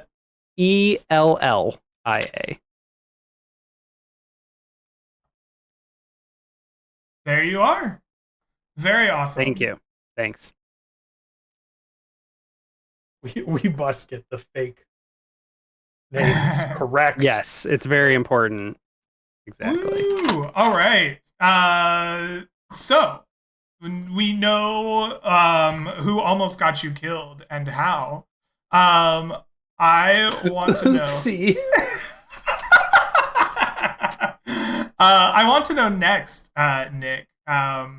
Who here would fit in with you in your homeland? Who would you invite to come home and check it out? Ooh. I think it would have to be Teddy Redmond. Mm-hmm. I like your choice. Because you all are the mercantile importers and exporters, so we have like both like similarly you and I both grew up around like merchant class, or not merchant class, but mercantile related and focused houses. We both come from affluence. I think we both have very friendly demeanors, probably. The pettiness is through our fathers only. Yeah, well, and particularly, I've got beef with the other two PCs. Well, what's his name? Bradley's character. He's from a poor family too, so we're dressed in higher fashion. So Right. yeah. Well, and that Jafasa is like a warmongering Jafasa. asshole. Exactly. Yeah. It's a class-based friendship. Exactly. Yeah. Yeah. Status. I mean, yes, exactly. It's just we have a lot more in common, I think, and I don't have reason to hate Teddy. Okay. It's really what it boils down to. All right. Let's go to Jared. Mhm. I have for you, excuse me, some questions as well. Who here have you shared a secret right with, or not even secret, just a right of the land or of your kind of druidic nature with, and why did you trust them? Oh, well, it's not Pater. Unless I was forced to. Ooh. Was I That could forced to be. do like a religious ceremony with Pater? Because our family are such friends? I think that's in the cards. Because I'm not really connected to I'm blanking on Bradley's character again. Jafar. Jafasa. Jafasa. Jafar. Jafasa. I'm not really connected to Jafasa, and there's that direct aggravation and between myself and Theodore. So I think I probably was tasked with maybe even on that same trip. Mhm. Like it was like Pater's father and my father and like maybe even the king were like, oh, we're gonna make them into blood brothers, guys. Like, my son, your son, your son. Maybe there was someone else involved too. It was like they're gonna command the kingdom when like as the next generation. Mhm. So let's do this. And I was forced to do like one of the cleric like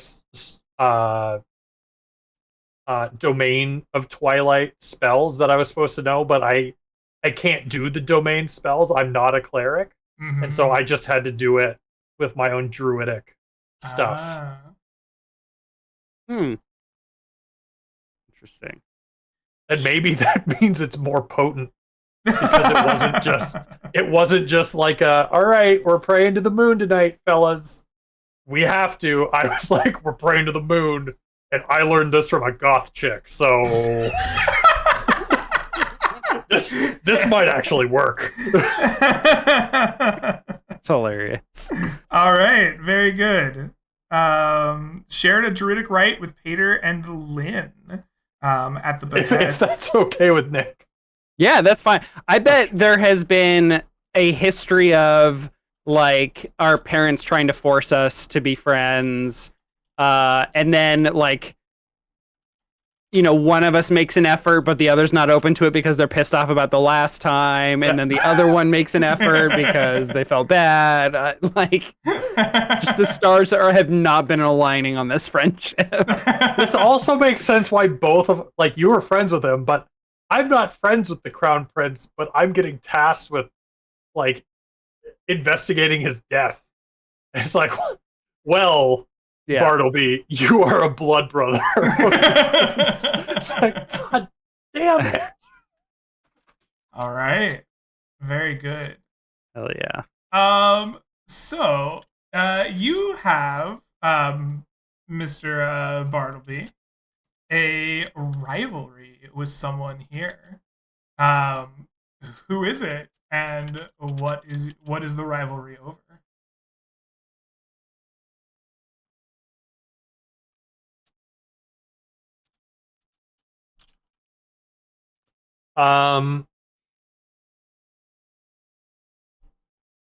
Again, I feel bad not doing anything with Jafasa, but we established that our families don't really interact, which actually might be better because I have aggravations with both of the other two. So a neutral party could just be automatic friendship. So I think I'm rival with Theodore. Okay. And we've already established that we have this friction because of the open magical issues. So which is going to lead into an interesting dynamic because I think being the second in line of my family, I know about their involvement. Yeah. So I probably don't hate his character, 'cause I'm are like, you I get it. openly like? Do people know that you have some sort of magic? Me personally? Yeah. I don't think so. No. Okay. Because I was gonna say if people do, then the rivalry could be that like your family's already wealthy and now there's magic in your family too, so that threatens. Well, you're gonna see it. Position. You'll see it pretty quickly, This Yeah, could but we're also talking be- backstory rivalry. Yeah, true. This could also be like a mundane thing, right? It could be like, I love Princess Allie. She's so beautiful, and I'm in a rivalry with Teddy for her affection, right? Like this could be doesn't have to be a rivalry over the like souls of the damned. Yeah. What was the princess's name again? I don't know. I just said Allie. All right. Yeah, that for me. Anybody that's after her, yeah, no. Sorry. I guess we'll have to make. Well, no, I don't want to be negative with everyone in the party. So Troll, let me ask you: do you want Theodore to be pining after someone that maybe I am promised to? Like I have an old betrothal oath made by my father, and I've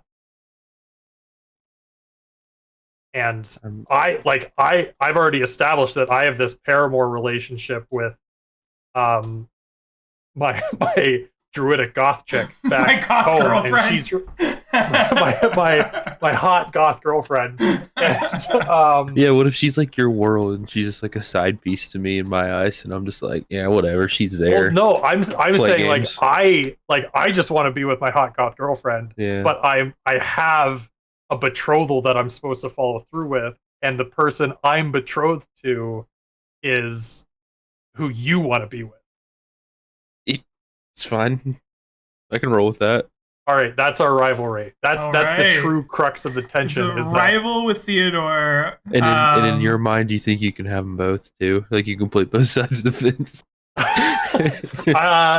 probably kind of. I probably think like I'll marry the one because it's my duty, and I'm the golden child. And the other one will be my maid. She's also a minor noble, so I don't know if she's Okay, gonna be my fair. maid. Fair. Who Your is sisters. this? She'll be Who my is this swamp noble wife. that you are betrothed to? I think she's probably a noble of the like a family that's in the royal city, right? Mm. Like that's where my father and his father before him and everyone has been trying to cultivate connections, and so she's probably of some sort of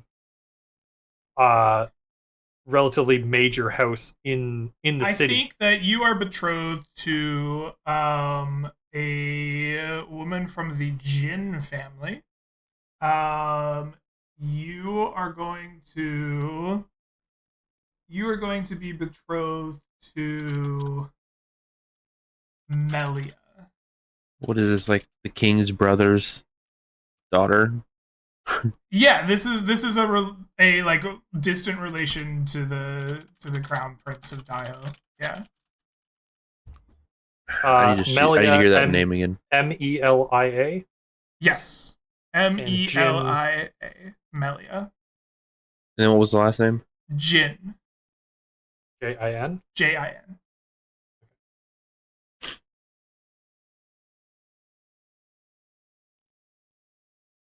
All right, so you are betrothed to Melia, and for whatever reason, Teddy pines for her. Why? Are you like pining for Melia? Reasons that can't be said on this. No, She's real hot. Okay. Yeah. He likes big butts, and he cannot lie. that's where I was going with it. Yeah. Okay. All right. I mean, that's a fair reason, right? She's a 10, and you've When she's been in a corset, smitten. you can see it from behind. You know. Hey, I mean, you rolled can see a it from 10 the on my front. hotness. I'm average. She's a 17, and you can. Okay. You've been smitten. Wait, did you guys roll for hotness? Someone in the chat made me roll for hotness, and I just told them to roll attraction, but I did roll a 10. You are welcome to roll hotness, but it is not required. Wait, how do I roll this? This is important for me and Jared to do. Traditionally, it's 3d6, but Nick rolled 46d1, so go ahead and do that for your hotness. Actually, I rolled You said 46, keep highest 3. It's the Same. Okay, same. I'm rolling it. I'm rolling it right now. If I don't roll good, Greg, please kill my character real quick. Okay? Oh my god! He's just No. role playing. He's role playing himself in our game. I told you, you don't have to roll this. Look, you can be the hottest motherfucker, but personality is a Ooh. libido killer. Oh. So. Teddy, 13? Teddy is attractive. Yeah. Well, if everyone else is doing it, I have to. Don't I? Okay. Yeah. Listen. Yeah. Golden not gonna Child drop the strikes lowest. again. I'm not going to drop the lowest. I'm going to drop the highest. I feel like that's the right thing to do with that roll. I feel like that's the right thing to do. You just want I'm to be going a to roll 3? with it. I'm going to roll with Okay. it. I'm a 3. Something happened and it jacked my face up like the What's- hound or something. what's I don't your know yet. charisma? I'll think about it. My What's your charisma is charisma? 18. My So- charisma is 18. So you're really funny. He's Pete Davidson. Nah. Oh So- my god, Pete Davidson catching strays. I don't mind. So like I've heard like there's a case for the hound being an 18 charisma, like force of personality, right? Yeah. Like charisma is absolutely. force of personality. An 18 could be So- like very intimidating. Yeah, charisma and like attractiveness are not the same thing at all. Yeah. All right. So we have one more character we need to ask some questions to. Theodore. I want to know. You know that someone here will play an important role in the events to come. Who is it? And how do you know this? What, like in what context, man? Any context you'd like? Like, did I hear a lead? Is that what you're saying? I heard a like. Are you saying that my dad has information that the king told him or something, or like what are we talking about here? I'm Lead me a little bit. lead Take you me a to the little water. bit. Okay. I'll drink if you take me. One of your player characters is important to the like future of the kingdom in a way that maybe they are themselves not aware of, and you know this for some reason. What is it that makes them like important to the kingdom? It doesn't have to be about our campaign's like main focus. Like, are one of these people like earmarked for greater things? Is there a princess that might be smitten with one of them? Is there, a star sign that they were born under that promises great things that they might not even know about? What if? Okay, let's. I was gonna say maybe the king has a daughter that's a little unruly, a little wild, and that maybe I know she has an eye for God, I don't want to mispronounce his name because something Jew. Jafasa. Jafasa. Yeah, Jafasa. Sorry, it wasn't just. Yeah, yeah. There's an unruly princess that it has the hots for Jafasa, but he's so inept and he doesn't get much attention from women that he doesn't get it. And I know I've heard her say it in a drink, like we've been drinking before and Wait, hold we've on. heard it. So you pine after the princess or the distant princess or whoever that I'm betrothed to, but you are aware of another, like an even higher princess who's like that scarred up Jufasa with the weird Look, name. And the good thing is He's she's kind of attractive too. Like she's not ugly. Like she's hot and she's crazy and she's unruly. Jesus. And she's really you're muted, Bradley, but I'm throwing you a bone right now. So Princess Allie recipiates. However, I think the issue might be Jafasa in his own head, kind of like holding himself back with the limitations of his three hotness. He's like, nah, I'm not good enough. So what I'm getting from this is maybe there's some self-confidence issues that Jafasa secretly has, but would never publicly say, right? So how do you know this information, Theodore? I think with one of these little family visits, there was a sneak off to the cupboards to steal some wine or to the cellar and I a little like too that. drunk Yeah, because she's wild, like she's led me into she wants it. to play a drinking game, and it was truth or Yeah. dare time. Yep. And she admitted it, and she was so embarrassed she covered her mouth and was like went red. Was like, oh, I can't believe I said that, and it's like, ooh, shit. Okay. Very cool. The final question I have to ask is, who here are you experimenting on, and what have you done to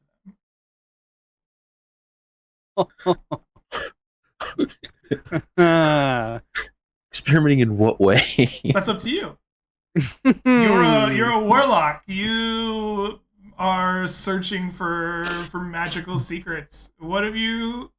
It could be important, mundane. It could be as simple as trying to see if they're magical. But who is it? And What if? Okay, So Okay. here's the thing with Bartleby. Okay, Bartleby doesn't like me and has a rivalry with me, but I know what's going on behind the scenes, and I know that his family and my family are tight behind the scenes. I've maybe even been to a ritual before, and he doesn't like me, and I'm upset at it because I know we're gonna have to have a working relationship in the future. So maybe a part of me trying to learn magic is like I'm kind of trying to use charm person on him. You know, I'm trying to like charm him a little bit with magic, and I can't figure it out. But every time I see him, I'm like working on it. You know, I like So- it. Because you only have your Eldritch Blast right now, you haven't figured out the charm person. It Yeah. just keeps getting worse because I only get hit with the after effect of the charm person, which is that I know something's wrong. Like, I know something's wrong. Something is very wrong. But I don't know what it so is, but bad. something is really wrong. And I want you to like me Something so bad I can't stand it. All right. Very good. You have been trying to magically charm Bartleby Dickens. Because you know that you Hasn't need a tried. working relation with him. Very cool. So, we know how your houses feel about each other. We know how you are connected to each other. We know a bit about your backstories. Before we close up session 0, do any of you want to add anything to what we've done here? Do you want to claim any place on the map? Do you want to, give us any last tidbits, or are you ready to put this all together and play next week? I have a little bit of a hook to add. Okay. So in the Rindell family, until very recently, our family's anchor, the ancestral guardian barbarian, as it were, has been Pater's oldest sister, Kinney, who has served the royal family faithfully for about a decade, until the crown prince was murdered, which we just found out about. And she was assigned to protect him. And she has disappeared suddenly. Ooh. So facing embarrassment, facing rumors and malicious gossip, the Rindell family has chosen its 5th in line for succession and its 2nd strongest son of the family, Pater, to become the next anchor. And I have as a question. such, I have a yes. question.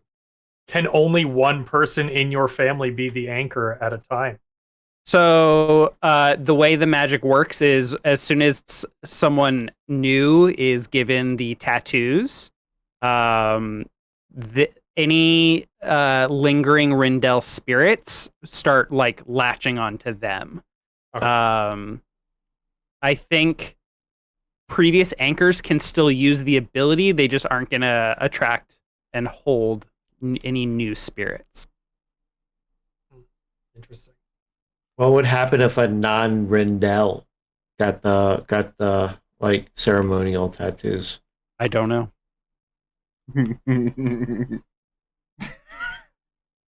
Play to find out what happens. Yeah. Also That have is very an awesome hook. I am excited to see what that looks like. I do have a small detail I wanted to clear up, but Jared, you can go first because you have not said anything in a while about just character had- building. I just had a question Yeah. about the map. Dragon Peak, where I had to travel that one time. Yeah. Are there known dragons there? Are dragons a big part of the world? A rare part of the world? Are they- Dragons are a part of the world. They exist. They have largely been rumor and legend, but they are known to have existed. This was the mountainous peak of one in the past. Whether or not it's still there is some question. Okay. I have a question, Yeah. kind of unrelated to things, and I don't know, or is this same setting as Land Beyond the Mists? Same world? It is intentionally vague so that Intentionally either vague. it can be, if we want to tie it in, or it can be its own separate thing if we want to go in that direction.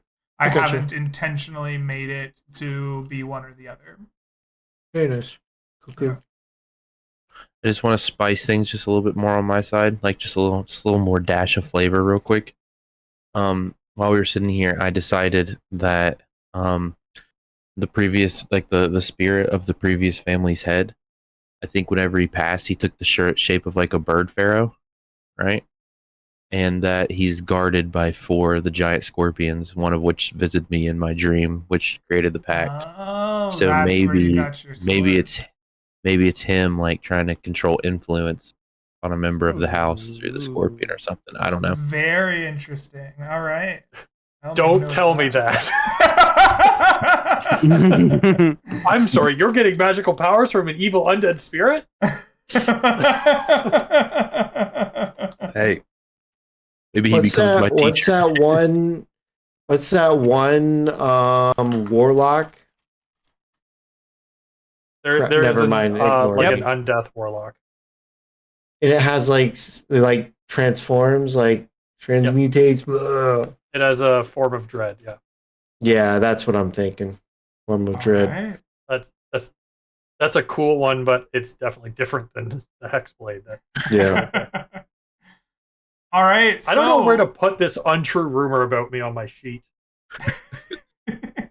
I'm diseased. Maybe it's just true now. Just put it under flaw, but then, disease, parenthesis, not. Not. Untrue. All right. Well, I'm very excited to play with you guys. I think this is going to be a very cool setting to get up to our shenanigans. We'll be starting with session 1 next week, unless anybody has any conflicts that I'm not aware of. All right. I don't think so. Well, I will see you all there. I look forward to it. Twitch chat, it has been a blast. I hope you have enjoyed this look into the behind the scenes here. And next week, when is the question? Next week, Sunday at 7 p.m. Pacific. Same start time that we had for this one. I know we were a few minutes late getting this one started, but we will try to be on time going forward. Excellent. Thank you all for playing with me. I gave everybody a chance to shout themselves out at the start of the stream, but Bradley, you weren't here for that. Bradley, would you like to tell these people who you are, what you do, where they can be found, that kind of thing? Yeah, so I'm Bradley. I do some stuff on Twitch, Madden stuff, so football stuff, a little bit of D&D stuff here and there. Not too much right now on that front, but eventually it'll be back. But yeah. I'm always on Discord, so I'm in Greg's Discord, so yeah. Awesome. Well, with that, I am going to sign everybody off. Have a good rest of your day, night, week, whatever it is till I see you again. We'll catch y'all next time. Peace, everybody. Peace. Hey, Jared, we did that together.